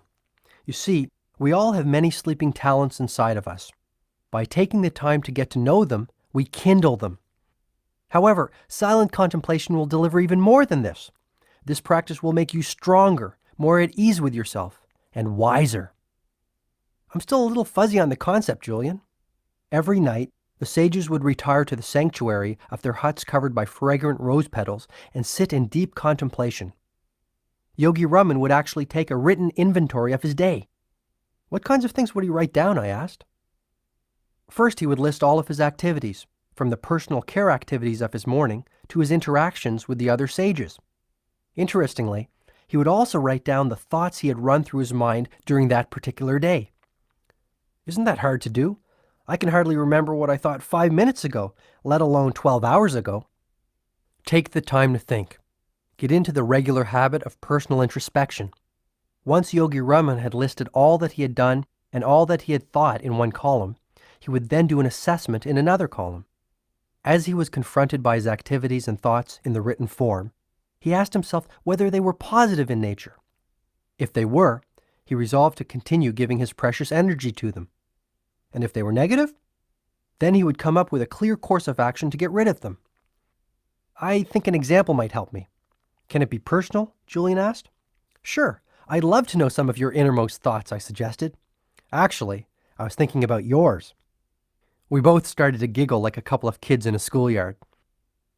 Oh, all right. You always did get your own way. Okay, let's go through just a few of the things that you did today. Write them down on that piece of paper on the coffee table, Julian instructed. I started to realize that something important was about to happen. This was the first time in years that I had actually taken the time to do nothing but reflect on the things I was doing and the thoughts I was thinking. Where do I start? I asked. Start with what you did this morning and progress through your day. Just hit a few of the highlights. Fine. I woke up at 6:30 to the sound of my electric rooster, I joked. Get serious and keep going, Julian replied firmly. Okay, then I showered and shaved, gobbled down a waffle, and rushed off to work. And what about your family? They were all asleep. Anyway, once I got to the office, I noticed that my 7:30 appointment had been waiting there since 7, and boy was he furious. What was your response? I fought back. What was I supposed to do? Let him push me around? Okay. Then what happened? Well, things went from bad to worse. The courthouse called and told me that Judge Wildebeest needed to see me in his chambers, and if I wasn't there within 10 minutes, heads would roll. I rushed down to the courthouse and had another argument with one of the clerks. By the time I got back to the office, there were 27 phone messages waiting for me, all marked urgent. Need I go on? Please do. Well, on my way home, Jenny called me in the car and asked me to stop by her mother's house and pick up some of those amazing pies my mother-in-law is famous for. Problem was that when I took that exit, I found myself in the middle of a gridlock. So there I was, in the middle of rush hour traffic, in 95-degree heat, shaking with stress and feeling that even more time was slipping away. How did you respond? I cursed the traffic, I said with complete honesty. I was actually shouting out loud inside my car. Maybe we should stop there. Just take a second and look at your day. Obviously, in retrospect, there are at least a few things that you would do differently if you had the chance, wouldn't you? Well, first, in a perfect world, I would get up earlier. I'd like to have a little peace in the morning and ease myself into the day. The heart of the rose technique sounds like it would be fun. Also, I really would like to have the family around the breakfast table, even if only for a bowl of cereal. It would give me a better sense of balance. I always seem to feel that I never spend enough time with Jenny and the kids. But it is a perfect world, and you have a perfect life. You do have the power to control your day. You do have the power to live your dreams, Julian observed, his voice rising. I am realizing this. I really am starting to feel that I can change. Great. Continue reflecting on your day, he instructed. Well, I wish I hadn't yelled at my client. I wish I hadn't argued with the court clerk. And I wish I hadn't screamed at the traffic. I think you now see the power of the ritual of personal reflection, Julian said. By looking at what you are doing, how you are spending your day, and the thoughts you are thinking, you give yourself a benchmark for measuring improvement. The only way to improve tomorrow is to know what you did wrong today. Lots to think about, Julian. Lots to think about, I offered reflectively. How about thinking about the sixth ritual for radiant living, the ritual of early awakening? Uh-oh, I think I know what's coming. One of the best pieces of advice I learned in that far-off oasis of savannah was to rise with the sun and to start the day off well. Most of us sleep far more than we need to. The average person can get by on 6 hours and remain perfectly healthy and alert. Getting up with the sun sounds extreme. Actually, it isn't. There are few things more natural than rising with the glory of the first rays of a new day. The sages believed that sunshine was a gift from heaven, and while they were careful not to overexpose themselves, they regularly had sun baths and often could be seen dancing playfully in the early morning sunshine. I firmly believe that this was another key to their extraordinary longevity. How do I build this ritual into my routine? Here are a couple of quick tips. First, never forget that it is the quality and not the quantity of sleep that is important. It is better to have 6 hours of uninterrupted deep sleep than even 10 hours of disturbed sleep. For example, Yogi Raman would never eat after 8 p.m. He said that the digestive activity it induced would reduce the quality of his sleep. Another example was the sage's habit of meditating to the soft sounds of their harp immediately before heading off to sleep. What was the reason behind this? The 10-minute period before you sleep and the 10-minute period after you wake up are profoundly influential on your subconscious mind. By determining the thoughts that go in, you are also determining precisely what will come out. So before you go to sleep, do not watch the news or argue with anyone or even go over the day's events in your mind's eye. Relax. Drink a cup of herbal tea if you like. Listen to some soft classical music and prepare yourself to drift into a rich, renewing slumber. It makes sense. The better the sleep, the less I will need. Exactly. And remember the ancient rule of 21. If you do anything for 21 days in a row, it will be installed as a habit. So stay with the early rising routine for about 3 weeks. By then it will be a part of your life. Within short order, you will be able to rise at 5:30 a.m. or even 5 a.m. with ease, ready to savor the splendor of another great day. Okay, so let's say that I am getting up every day at 5:30. What do I do? As I've suggested, the thoughts you think and the actions you take in the first 10 minutes after you wake up have a marked effect on the rest of your day. Think positive thoughts. Give a prayer of thanks for all you have. The sages would actually make themselves laugh whether they felt like it or not, just to get the happiness juices flowing early in the morning. Julian, I am trying very hard to keep my cup empty, and I think you will agree that I've done pretty well for a novice. But that sounds really odd, even for a band of monks living high in the Himalayas. But it's not. Take a guess how many times the average 4-year-old laughs in a day. Who knows? I do. 300. Now guess how many times the average adult in our society laughs in the course of a day. 50, I tried. Try 15, said Julian, smiling in satisfaction. You see my point? Laughter is medicine for the soul. Even if you don't feel like it, look in the mirror and laugh for a couple of minutes. You can't help but feel fantastic. Every day will then be an exquisitely rewarding one. What do you do to start your day off on a positive footing? Actually, I have developed quite a sophisticated morning routine, which includes everything from the heart of the rose to drinking a couple of glasses of freshly squeezed fruit juice. But there is one strategy in particular which I would like to share with you. Sounds important. It is. Shortly after you have awakened, go into your sanctuary of silence. Get still and focused. Then ask yourself this question. What would I do today if this day was my last? Mentally list all the things you would do, the people you would call, and the moments you would savor. When you live every day as if it was your last, your life will take on a magical quality. And this brings me to the 7th of the rituals of radiant living, the ritual of music. Never forget the power of music. Spend a little time with it every day, even if it is listening to a soft piece on a cassette while you drive to work. When you feel down or weary, play some music. It is one of the finest motivators I know of. Aside from yourself, I exclaimed sincerely. Just listening to you makes me feel great. You really have changed, Julian, and not just on the outside. You really do seem to be at peace with yourself. You have touched me tonight." "Hey, there's more!" shouted Julian with his fist in the air. "Let's keep going!" "I wouldn't have it any other way." "Okay. The 8th ritual is the ritual of the spoken word. The sages had a series of mantras which they would recite morning, noon, and night. They told me that this practice was immensely effective in keeping them focused, strong, and happy." "What's a mantra?" I asked.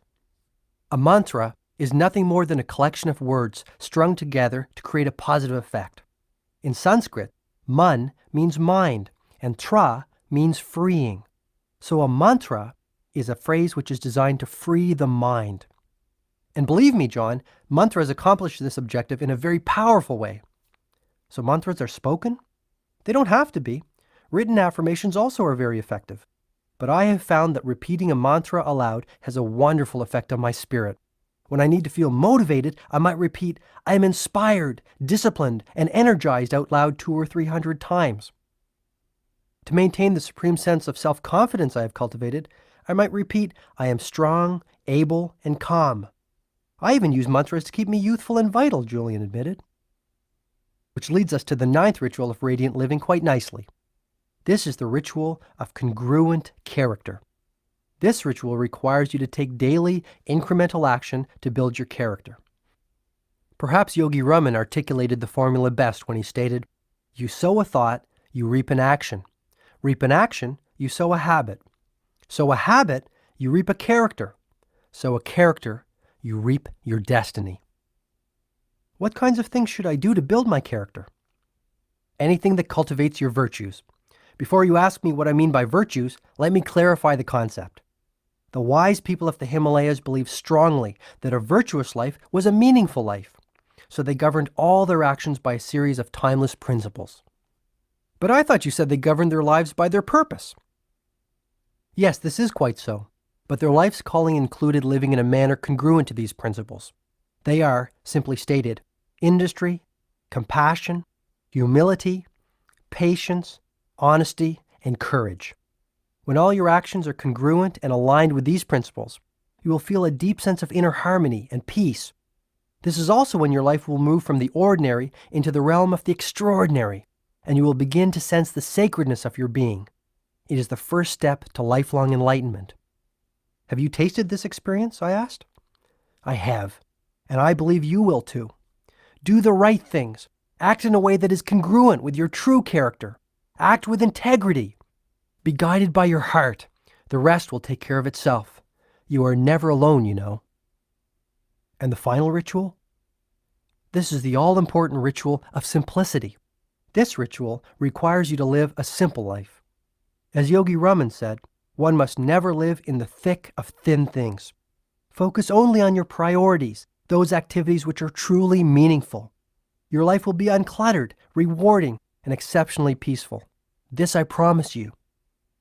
But earlier you told me that happiness comes from achievement. Now you are telling me to reduce my needs and be content with less. Isn't that a paradox?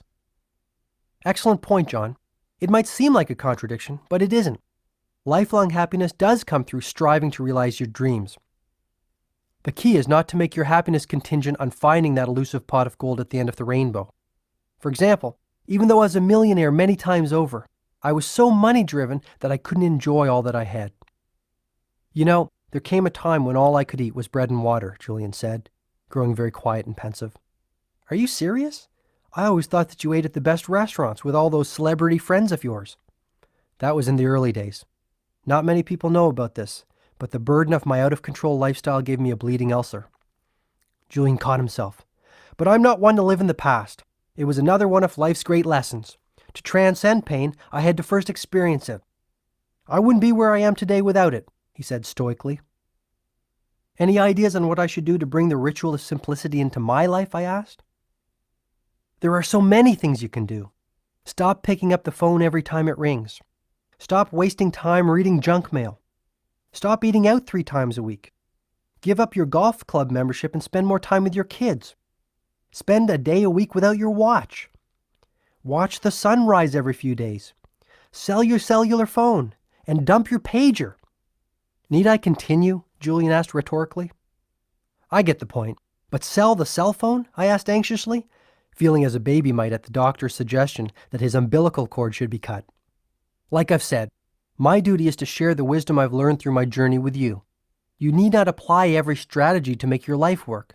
Try the techniques and use those that feel right to you. After Julian had explained the 10 rituals for radiant living, he paused. I know that you want me to keep on going, so I will. Perhaps this is a good time to get a little deeper. What I have taught you up to now has been immensely practical, but you must know something of the underlying spiritual current which flows through the principles I have outlined. Okay, let's hear the spiritual stuff, I said energetically, unaware that it was nearly 2:30 in the morning. Within you lies the sun, the moon, the sky, and all the wonders of this universe. The intelligence that created these wonders is the same force that created you. All things around you come from the same source. We are all one. I'm not sure I follow you. Every being on this earth, every object on this earth has a soul. All souls flow into one. This is the soul of the universe. You see, John, when you nourish your own mind and your own spirit, you are really feeding the soul of the universe. When you improve yourself, you are improving the lives of all those around you. And when you have the courage to advance confidently in the direction of your dreams, you begin to draw upon the power of the universe. Julian, I know you mean well, but what happens if I fail? Failure is not having the courage to try, nothing more and nothing less. The only thing standing between most people and their dreams is the fear of failure. Yet failure is essential to success in any endeavor. Never fear failure. Failure is your friend. The power of discipline. Julian continued to use Yogi Raman's mystical fable as the cornerstone for the wisdom he was sharing with me. You will recall that our friend the sumo wrestler was stark naked, except for the pink wire cable covering his private parts, I interjected gamely. Right, applauded Julian. The pink wire cable will serve to remind you of the power of self-control and discipline in building a richer, happier, and more enlightened life. My teachers in Savannah taught me that the virtue of discipline was like a wire cable. Have you ever really taken the time to study a wire cable, John? It hasn't been high on my priority list, I confessed with a quick grin. Well, have a look at one sometime. You will see that it consists of many thin, tiny wires placed one on top of the other. Alone, each one is flimsy and weak, but together their sum is much greater than their constituent parts, and the cable becomes tougher than iron. Self-control and willpower are similar to this. To build a will of iron, it is essential to take small, tiny acts in tribute to the virtue of personal discipline. Routinely performed, the little acts pile one on top of another to eventually produce an abundance of inner strength. Self-discipline will provide you with the mental reserves required to persevere when life throws you one of its little curves. I must also alert you to the fact that the lack of willpower is a mental disease, Julian added surprisingly. Willpower allows you to do what you said you would do when you said you would do it. It is willpower that offers you the inner power to keep your commitments to others, and perhaps even more importantly, to yourself. Is it really that important? Most certainly, my friend. It is the essential virtue of every person who has created a life rich with passion, possibility, and peace.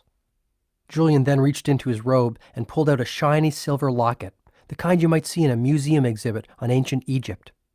You shouldn't have, I joked. The sages of Savannah gave this gift to me on my last evening with them.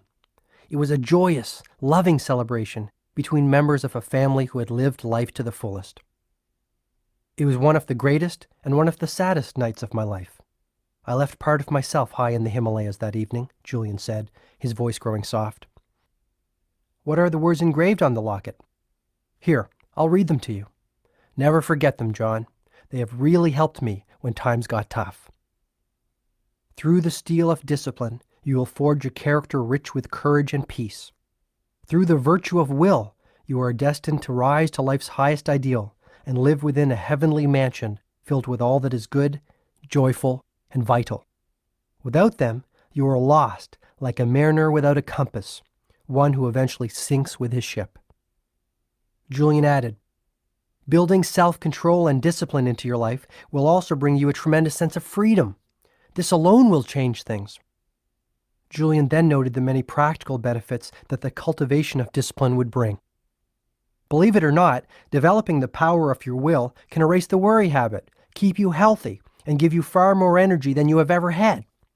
You see, John, self-control is really nothing more than mind control. Will is the king of mental powers. When you master your mind, you master your life. Mental mastery starts with being able to control every thought that you think. When you have developed the ability to discard all weak thoughts and focus only on those that are positive and good actions will follow. Soon you will start attracting all that is positive and good into your life. Here's an example. Let's say one of your personal development goals is to get up every morning at 6 a.m. and go for a run. Let's pretend it is now the middle of winter and your alarm wakes you from a deep, restful sleep. Your first impulse is to hit the snooze button and return to your slumber. Perhaps you will live up to your exercise resolution tomorrow. This pattern continues for a few days until you decide that you are too old to change your ways and the physical fitness goal was too unrealistic. You know me too well, I offered sincerely. Now let's consider an alternative scenario. It is still the dead of winter. The alarm goes off and you start to think of staying in bed. But instead of being a slave to your habits, you challenge them with more powerful thoughts. You start to picture in your mind's eye how you will look, feel, and act when you are in peak physical shape. You focus on all that you can accomplish with the increased energy a regular exercise program will bring. No more nights spent in front of the television because you are too tired to do anything else after your long day in court. Your days are filled with vitality, enthusiasm, and meaning. But say I do this, and I still feel like going back to sleep rather than going running. If you continue to wage war against the weaker thoughts that might have silently crept into the palace of your mind over the years, eventually they will see that they are unwanted and leave like visitors who know that they are not welcome. You mean to tell me that thoughts are physical things? Yes, and they are fully in your control. It is just as easy to think positive thoughts as it is to think negative ones. So if I want to have the inner strength to get up earlier, eat less, read more, worry less, be more patient, or be more loving, all I have to do is exert my will to cleanse my thoughts? When you control your thoughts, you control your mind. When you control your mind, you control your life. And once you reach the stage of being in total control of your life, you become the master of your destiny. I needed to hear this. Through the course of this strange yet inspiring evening, I had gone from being a skeptical litigator, carefully studying a hotshot lawyer turned yogi, to a believer whose eyes had been opened for the first time in many years. I wish Jenny could hear all this. Actually, I wish my kids could hear this wisdom too. I knew it would affect them as it had me. I had always planned on being a better family man and living more fully, but I always found that I was too busy putting out all those brush fires of life that seemed so pressing. It seemed like yesterday that I was a young law student, full of energy and enthusiasm. I dreamed of becoming a political leader, or even a Supreme Court judge back then. But as time went by, I settled into a routine. I think it was at that moment, with Julian sitting next to me on my living room floor on that sticky July night, that I changed. The Japanese call it satori, meaning instant awakening, and that's exactly what it was. I resolved to fulfill my dreams and make my life far more than it had ever been. That was my first taste of real freedom, the freedom that comes when you decide once and for all to take charge of your life and all its constituent elements. I will give you a formula for developing willpower, said Julian, who had no idea of the inner transformation I had just experienced. Wisdom without proper tools for its application is no wisdom at all. He continued, every day while you are walking to work, I would like you to repeat a few simple words. Yogi Raman told me that by its repetition, I would develop self-control and an indomitable will within a short period of time. Okay, I'm all ears. This is the mantra I suggest you repeat at least 30 times a day. I am more than I appear to be. All the world's strength and power rest inside me. It will manifest profound changes in your life. For even quicker results, blend this mantra with the practice of creative envisioning I spoke of earlier. Startling results will surely come your way, he promised. That's it? I asked, astonished by the apparent simplicity of this formula. I can tap the full reserves of my willpower through this simple exercise? Repeating the mantra I gave you, along with the daily practice of seeing yourself as you hope to be, will give you an enormous amount of support as you create the disciplined, principled life that will connect you to your dreams. And you need not change your world in a day. Start off small. Even training yourself to get up an hour earlier and sticking to this wonderful habit will boost your self-confidence, inspiring you to reach higher heights. The trick is to keep setting the mark higher and raising your standards continuously. This will release that magical quality of momentum that will motivate you to keep exploring your infinite potential. Momentum is also the secret ingredient to building self-discipline. It's a delightful process, John. It really is. And the pink wire cable in Yogi Raman's magical fable will always remind you of the power of your will. Just as Julian finished revealing his thoughts on the subject of discipline, I noticed the first rays of the sun peeking into the living room, pushing away the darkness like a child pushes away an unwanted bed cover. This will be a great day, I thought. The first day of the rest of my life.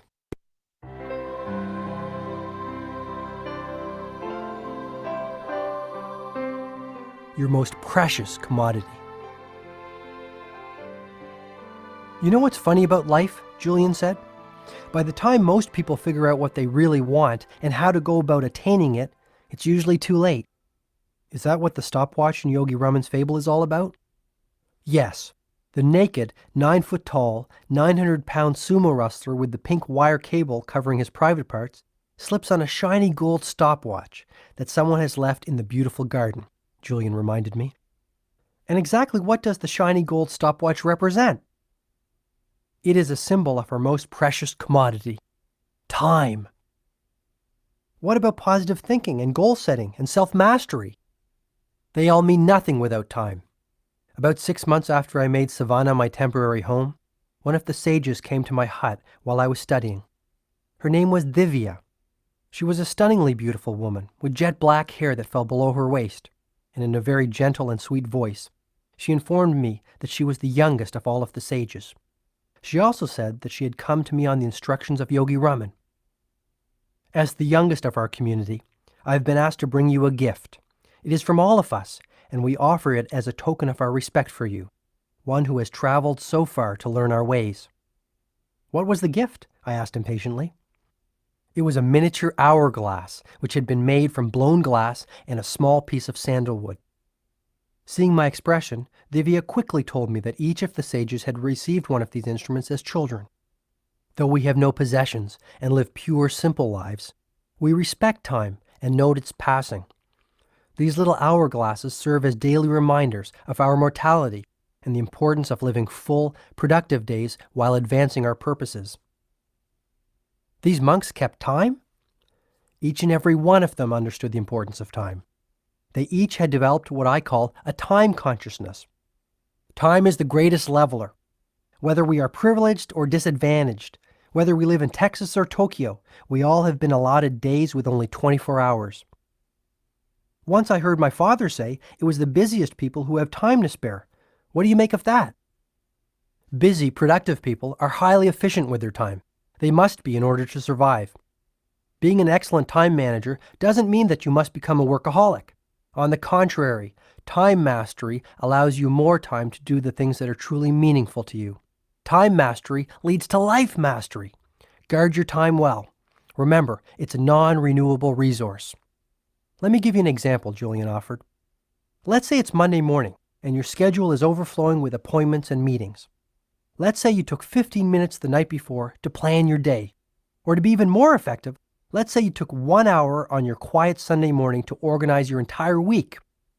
In your daily planner, you wrote out when you would meet your clients, when you would do legal research, and when you would return phone calls. Most importantly, your personal, social, and spiritual development goals for the week also went into your agenda book. By anchoring all the most vital aspects of your life into your daily schedule, you ensure that your week and your life retain a sense of meaning and peace. Surely you're not suggesting that I take a break in the middle of my busy workday to walk in the park or meditate. All I'm saying is plan your week and manage your time creatively. Have the discipline to focus your time around your priorities. The most meaningful things in your life should never be sacrificed to those that are the least meaningful. I agree, Julian, but I really don't have the time to take breaks in the middle of my day. As it is, I work most evenings. As I said this, I felt my stomach tingling at the mere thought of the mountain of work I was facing. One of the great rules I learned from that wise old sage is that 80% of the results you achieve in your life come from only 20% of the activities that occupy your time. Yogi Raman called it the ancient rule of 20. I'm not sure I follow you. Okay, let's go back to your busy Monday. From morning until night, you might spend your time doing everything from drafting legal pleadings to reading your youngest child a bedtime story or playing chess with your wife. Agreed? Agreed. But out of all of the hundreds of activities you give your time to, only 20% will yield real, lasting results. Only 20% of what you do will have an influence on the quality of your life. These are your high-impact activities. For example, 10 years from now, do you really think that all the time you spend gossiping at the water cooler or watching television will count for anything? No, not really. Right, so I'm sure you will also agree there are a number of activities that will count for everything. You mean like time spent improving my legal knowledge, time spent enriching my relationships with my clients, and time invested in becoming a more efficient lawyer? Yes, and time spent nourishing your relationship with Jenny and the kids, time spent connecting with nature and showing gratitude for all you are so fortunate to have, time spent renewing your mind, your body, and your spirit. Direct all of your time to those activities that count. Enlightened people are priority-driven. This is the secret of time mastery. Wow, Yogi Raman taught you all that? I have become a student of life, John. Yogi Raman certainly was a wonderful and inspiring teacher, and I will never forget him for that. But all of the lessons I have learned from my varied experiences have now come together like pieces of a big jigsaw puzzle to show me the way to a better life. I had been to many seminars in time management as a lawyer. Yet, I had never heard the philosophy of time mastery that Julian was now sharing with me. Time management was not just something to focus on at the office and discard at closing time. It was a holistic system that could make all areas of my life more balanced and fulfilling. I would not only be far more productive, I would be far happier. That brings me to another point. Don't let others steal your time. Learn to say no. Having the courage to say no to the little things in life will give you the power to say yes to the big things. What about procrastination? All too often, I keep putting off the things that I don't like doing. It is human nature to do the things that feel good and avoid the things that feel bad. But as I said earlier, the most productive people in this world have cultivated the habit of doing the things that less productive people don't like doing, even though they too might not like doing them. I stopped and thought deeply about the principle I had just heard. Perhaps procrastination was not my problem. Maybe my life had simply become too complex. Julian sensed my concern. Yogi Raman told me that those who are masters of their time live simple lives. A hurried, frenzied pace is not what nature intended. While he firmly believed that lasting happiness could be reached only by those who were effective and set definite aims for themselves, living a life rich with accomplishment and contribution did not have to come through sacrifice of peace of mind.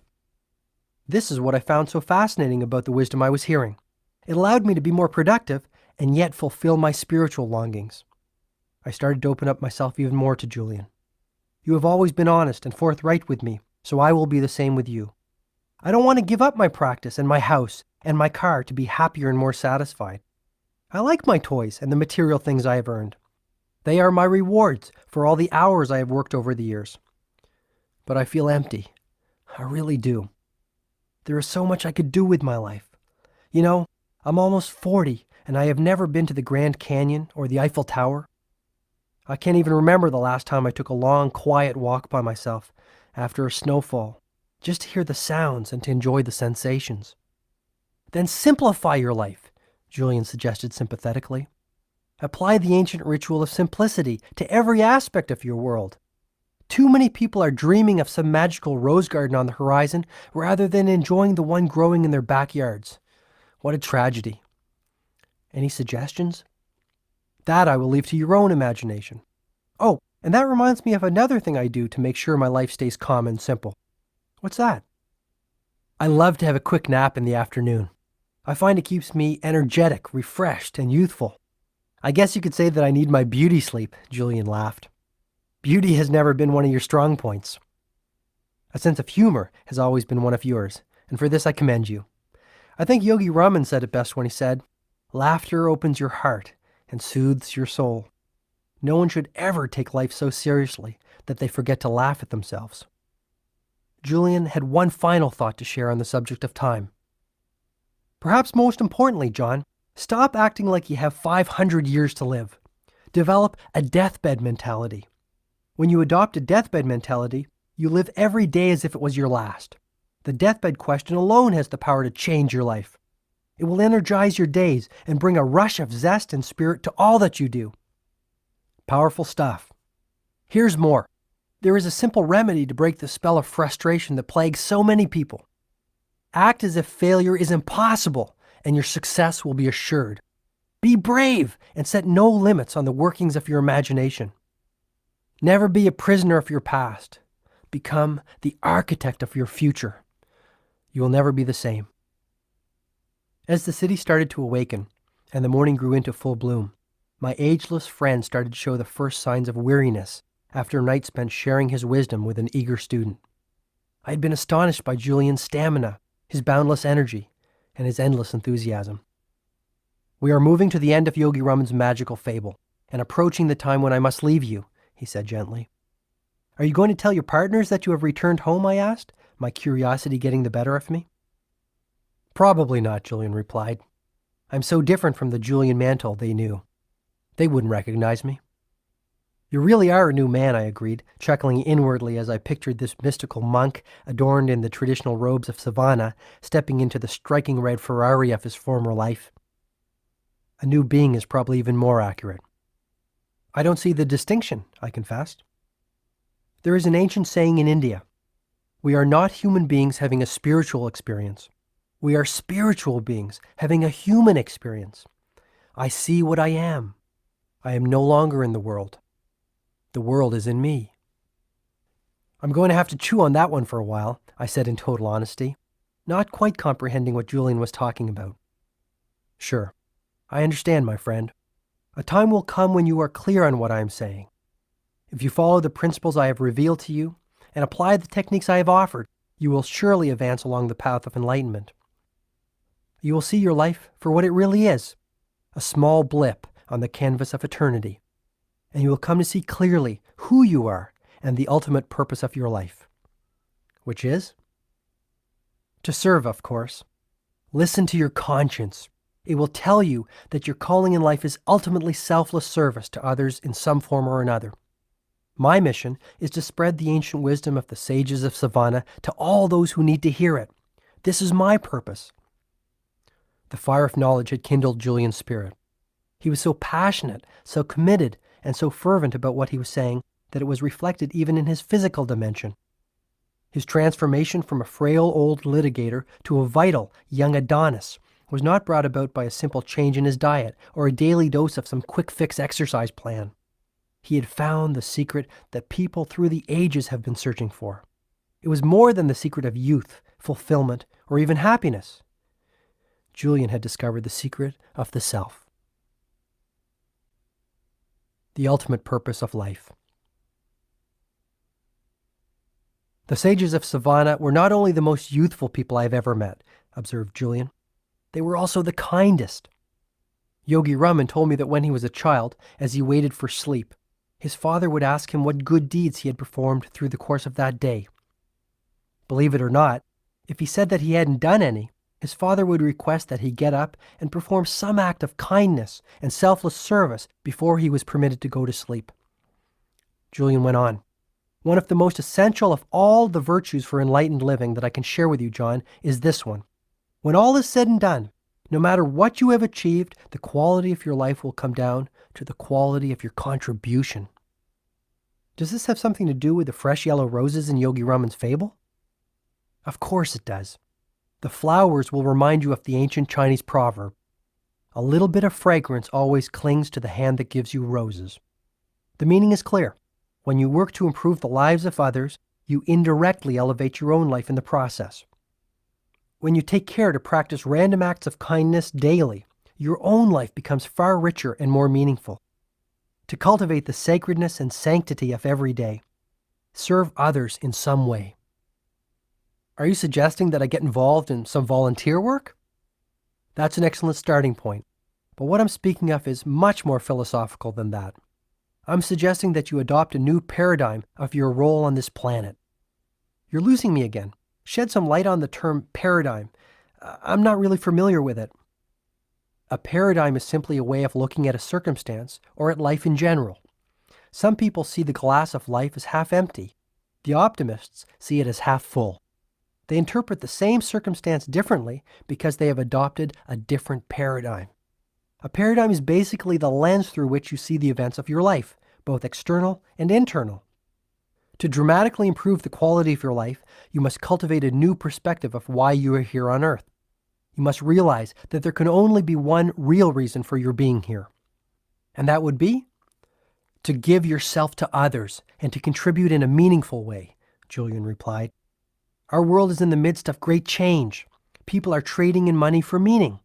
Lawyers who used to judge people by the size of their pocketbooks are now judging people by the size of their commitment to others, by the size of their hearts. Teachers are leaving the wombs of secure jobs to nurture the intellectual growth of needy kids living in the combat zones we call inner cities. People have heard the clear call for change. People are realizing that they are here for a purpose and that they have been given special gifts that will aid them to realize it. What kind of special gifts? Exactly the ones I've been telling you about all evening. An abundance of mental ability, boundless energy, unlimited creativity, and a storehouse of discipline and a wellspring of peacefulness. It is simply a matter of unlocking these treasures and applying them for common good, noted Julian. So how can one go about doing good? I'm simply saying that you should make it a priority to change your worldview so that you stop seeing yourself purely as an individual and start seeing yourself as part of the collective. Your life moves to a more magical dimension when you start striving to make the world a better place. I knew Julian had a point. One of the things that was starting to bother me about practicing law was that I didn't really feel I was making the sort of contribution I knew I was capable of making. I realized that I had ensconced myself in a middle-class cocoon, one that sheltered me from society at large and one I had grown accustomed to. Compassion and daily acts of kindness will make life far richer, Julian said. Take the time to meditate every morning on the good you will do for others during your day. The sincere words of praise to those who least expect it, the gestures of warmth offered to friends in need, the small tokens of affection to members of your family, all add up to a much more wonderful way to live. And speaking of friendships, make sure you keep them in constant repair. A person with 3 solid friends is very wealthy indeed. I nodded. Friends add humor, fascination, and beauty to life. Good friends are there to help you when life throws one of its little curves at you and things look worse than they seem. When I was a busy litigator, I had no time for friends. Now I am alone, except for you, John. When I have just put down a wonderful book that has moved me deeply, I have no one to share my thoughts with. I have no one to open my soul to when the sunshine of a glorious autumn day warms my heart and fills me with joy. Julian quickly caught himself. However, regret is not an activity for which I have any time. I have learned from my teachers in Savannah that every dawn is a new day to the one who is enlightened. Julian's eyes glittered in the hope of things yet to come. It appeared to me that Julian Mantle had indeed been elevated from a human being passing through life without a care for anyone to a spiritual being passing through life only caring about others. Perhaps this was the path that I too was about to walk.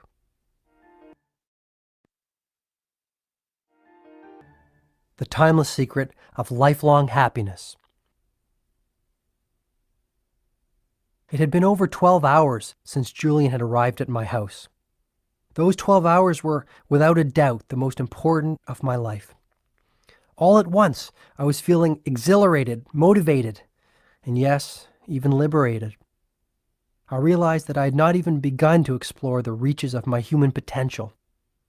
Julian's wisdom allowed me the opportunity to come to grips with the wounds that were keeping me from living with the laughter, energy, and fulfillment I knew that I deserved. I felt moved. I'll have to leave soon. You have commitments which are pressing on your time, and I have my own work to tend to, Julian said apologetically. My work can wait. Unfortunately, mine can't, he said with a quick smile. But before I leave, I must reveal the final element of Yogi Raman's magical fable. You will recall that the sumo wrestler fell to the ground. After what seemed like an eternity, he finally regained consciousness when the marvelous fragrance of the yellow roses reached his nose. He then jumped to his feet in delight and was astonished to see a long, winding path studded with millions of tiny diamonds. Of course, our friend the sumo wrestler took the path, and in doing so, lived happily ever after. Seems plausible, I chuckled. Yogi Raman's story has a purpose, and the principles it symbolizes are not only powerful, they are highly practical. True, I agreed without reservation. The path of diamonds, then, will serve to remind you of the final virtue of enlightened living. By carrying this principle with you through your daily work, you will enrich your life. You will begin to see the exquisite wonders in the simplest of things and live with the ecstasy you deserve. And by carrying out your promise to me and sharing it with others, you will also allow them to transform their world from the ordinary into the extraordinary. Will this take me a while to learn? The principle itself is strikingly straightforward to grasp, but learning how to apply it effectively in all your waking moments will take a couple of weeks of steady practice. Okay, I'm dying to hear it. Funny you should say that, because the seventh and final virtue is all about living.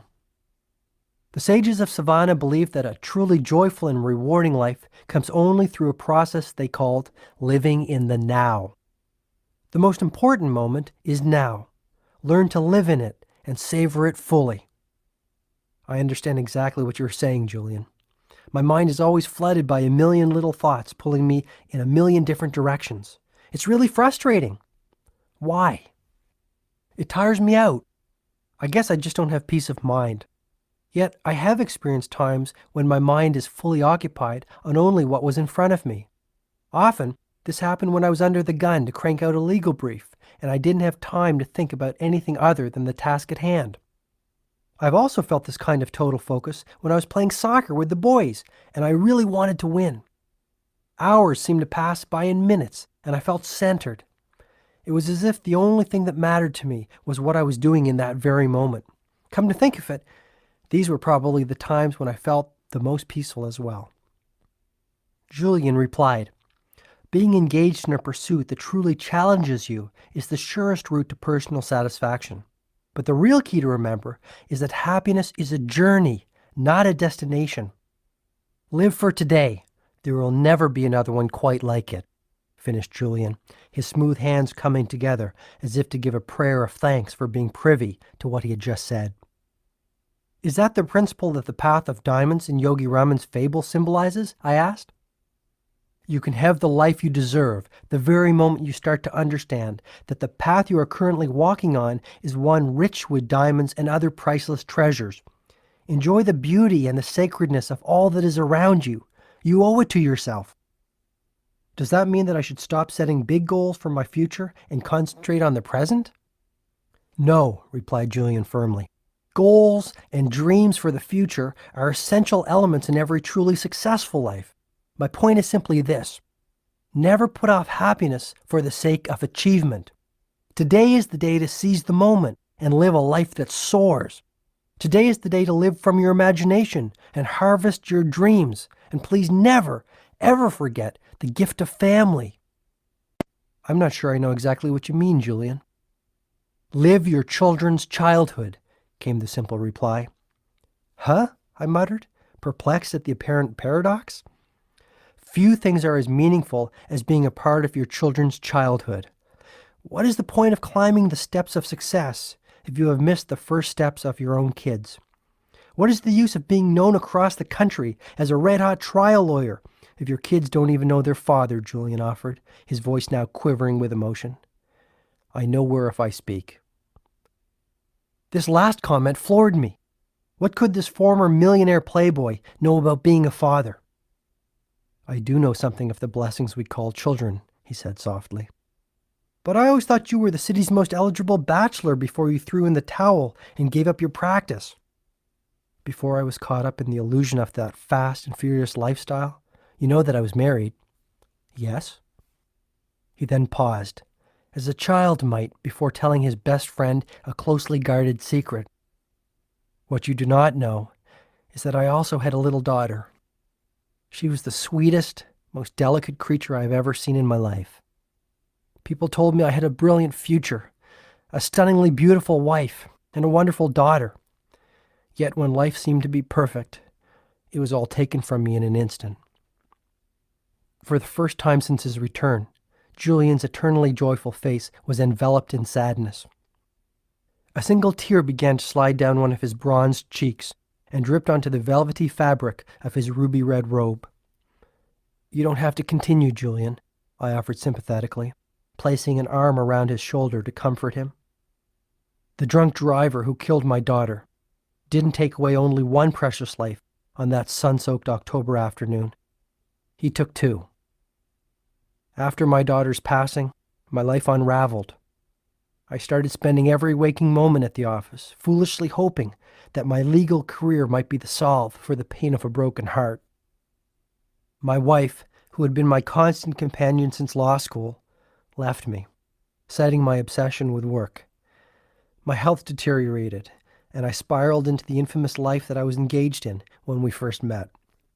Sure, I had everything money could possibly buy, but I sold my soul for it. I really did, Julian noted emotionally, his voice still choked up. So when you say, live your children's childhood, you are basically telling me to take the time to watch them grow and flourish? That's it, isn't it? Even today, 27 years after she left us, while we were driving her to her best friend's birthday party, I would give anything just to hear my daughter giggle again, or to play hide and seek like we used to in our back garden. I would love to hold her in my arms and softly caress her golden hair. She took a piece of my heart with her when she left. And though my life has been inspired by new meaning since I found the way to enlightenment and self-leadership in Savannah, a day doesn't pass without me seeing the rosy face of my sweet little girl in the silent theater of my mind. You have such great kids, John. The best gift you could ever give your children is your love. Get to know them again. Pretty soon they will be off, building lives and families of their own. Then it'll be too late. The time will be gone. Julian had struck a chord deep inside of me. I guess I had known for some time that my workaholic pace was slowly but steadily loosening our family ties. Piano recitals, Christmas plays, Little League championships had all been traded for my professional advancement. Happiness is a journey, Julian continued, his voice rising once again with the heat of passion. Enjoy the special moments that every day offers, because today, this day is all you have. Can anyone learn to live in the now? Absolutely. No matter what your current circumstances might be, you can train yourself to enjoy the gift of living and fill your existence with the jewels of everyday life. When you start spending even 5 minutes a day practicing the art of gratitude, you will cultivate the richness of living that you are looking for.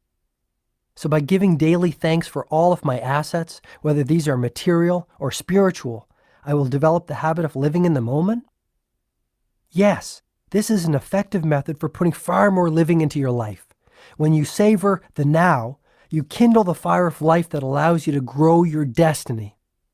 Grow my destiny? We all have something we are meant to do. Your genius will shine through, happiness will fill your life the instant you discover your higher purpose and then direct all your energies towards it. Once you are connected to this mission, all your desires will be fulfilled effortlessly. Simply follow the path of your dreams in full expectation of the bounty that is certain to flow. This will bring you to your divine destination. This is what I mean by growing your destiny, Julian offered sagely. When I was a young boy, my father loved to read me a fairy tale known as Peter and the Magic Thread. Peter was a very lively little boy. Everyone loved him. His family, his teachers, and his friends. But he did have one weakness. What was that? Peter could never live in the moment. He had not learned how to enjoy the process of life. When he was in school, he dreamed of playing outside. When he was outside playing, he dreamed of his summer vacation. Peter constantly daydreamed, never taking the time to savor the special moments that filled his days.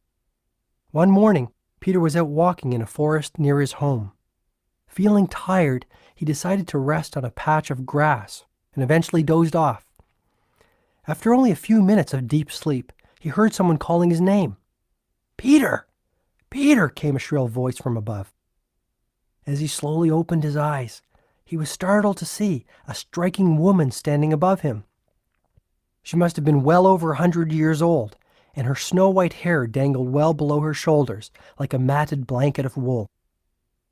In this woman's wrinkled hand was a magical little ball with a hole in the center of it, and out of the hole dangled a long, golden thread. "Peter," she said, "this is the thread of your life. If you pull the thread just a little bit, an hour will pass in seconds. If you pull a little harder, whole days will pass in minutes. And if you pull with all your might, months, even years, will pass by in days." Peter grew very excited at this discovery. "I'd like to have it if I may," he asked. The elderly woman quickly reached down and gave the ball with the magic thread to the young boy. The next day, Peter was sitting in the classroom feeling restless and bored. Suddenly, he remembered his new toy. As he pulled a little bit of the golden thread, he quickly found himself at home, playing in his garden. Realizing the power of the magic thread, Peter soon grew tired of being a schoolboy and longed to be a teenager with all the excitement that this phase of life would bring. So again, he pulled out the ball and pulled hard on the golden thread. Suddenly, he was a teenager with a very pretty young girlfriend named Elise. But Peter still wasn't content. He had never learned to enjoy the moment and to explore the simple wonders of every stage of his life. Instead, he dreamed of being an adult. So again, he pulled on the thread, and many years whizzed by in an instant. Now he found he had been transformed into a middle-aged adult. Elise was now his wife, and Peter was surrounded with a house full of kids. But Peter also noticed something else. His once jet-black hair had started to turn gray, and his once youthful mother, whom he loved so dearly, had grown old and frail. Yet Peter still could not live in the moment. He had never learned how to live in the now. So once again, he pulled on the magic thread and waited for the changes to appear. Peter now found that he was a 90-year-old man. His thick dark hair had turned white as snow, and his beautiful young wife Elise had grown old and had passed away a few years earlier. His wonderful children had grown up and left home to lead lives of their own. And for the first time in his entire life, Peter realized he had not taken the time to embrace the wonders of living. He had never gone fishing with his kids or taken a moonlight stroll with Elise. He had never planted a garden or read those wonderful books his mother had loved to read. Instead, he had hurried through life, never resting to see all the good that was along the way. Peter became very sad at this discovery.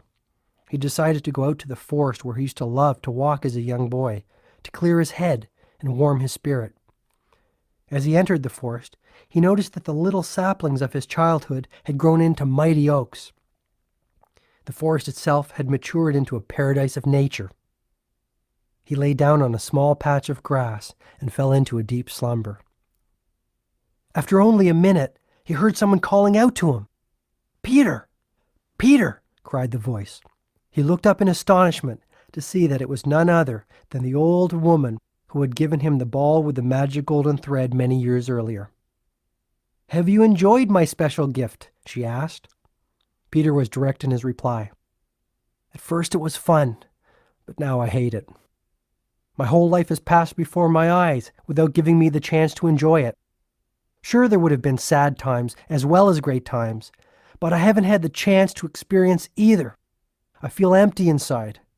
I have missed the gift of living." "You are very ungrateful," said the old woman. "Still, I will give you one last wish." Peter thought for an instant and then answered hastily, "I'd like to go back to being a schoolboy. and live my life over again.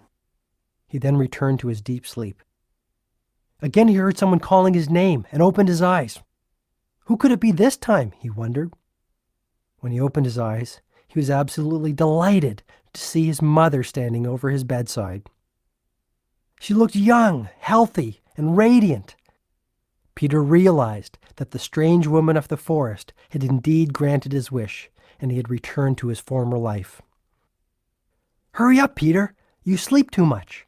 Your dreams will make you late for school if you don't get up right this minute," his mother admonished. Needless to say, Peter dashed out of bed on this morning and began to live the way he had hoped. Peter went on to live a full life, one rich with many delights, joys, and triumphs.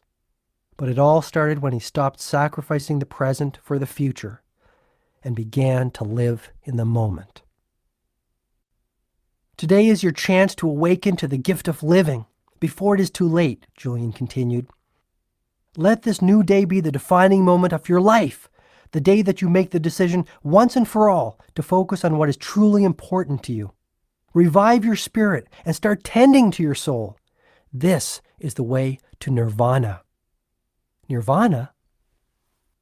The sages of Savannah believed that the ultimate destination of all truly enlightened souls was a place called nirvana. Actually, more than a place, the sages believed nirvana to be a state, one that transcended anything they had known previously. In nirvana, all things were possible. There was no suffering, and the dance of life was played out with divine perfection. On reaching nirvana, the sages felt that they would step into heaven on earth. This was their ultimate goal in life, Julian observed, his face radiating a peaceful, almost angelic quality. We are all here for some special reason, he observed prophetically. Meditate on what your true calling is and how you can give yourself to others. Start applying the principles and strategies that I have shared with you. Be all that you can be. A time will come when you too will taste the fruits of that place called nirvana. How will I know when I reach the state of enlightenment? Little hints will appear to confirm your entrance. You will start to notice the holiness in everything that is around you, the divinity of a moonbeam, the allure of a lush blue sky on a scorching summer day, the fragrant bloom of a daisy, or the laugh of a mischievous little child. Julian, I promise you that the time you have spent with me will not be in vain. I will dedicate myself to living by the wisdom of the sages of Savannah, and I will keep my promise to you by sharing all that I have learned. I am speaking from the heart. I give you my word, I offered sincerely, feeling the throes of emotion stirring within. Spread the rich legacy of the sages to all those around you. They will quickly benefit from this knowledge and improve the quality of their lives, just as you will improve the quality of yours.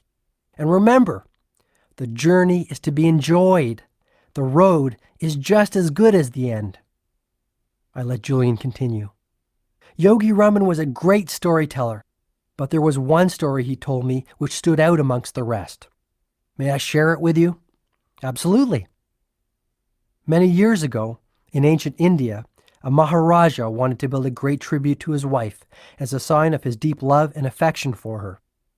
This man wanted to create a structure the likes of which the world had never seen, one that people would admire for centuries to come. So every day, block by block, his workers toiled in the hot sun. And every day, the structure started to look a little more defined, a little more like a monument, a little more like a beacon of love against the azure blue Indian sky. Finally, after 22 years of daily, gradual progress, this palace of pure marble was complete. Guess what I'm speaking of? I have no idea. The Taj Mahal, one of the 7 wonders of the world, Julian replied. My point is simple. Everyone on this planet is a wonder of the world. Every one of us has the potential for extraordinary achievement, happiness, and lasting fulfillment. All it takes are small steps in the direction of our dreams. Like the Taj Mahal, a life overflowing with wonders is built day by day, block by block. Tiny incremental changes and improvements such as those I've suggested will create positive habits.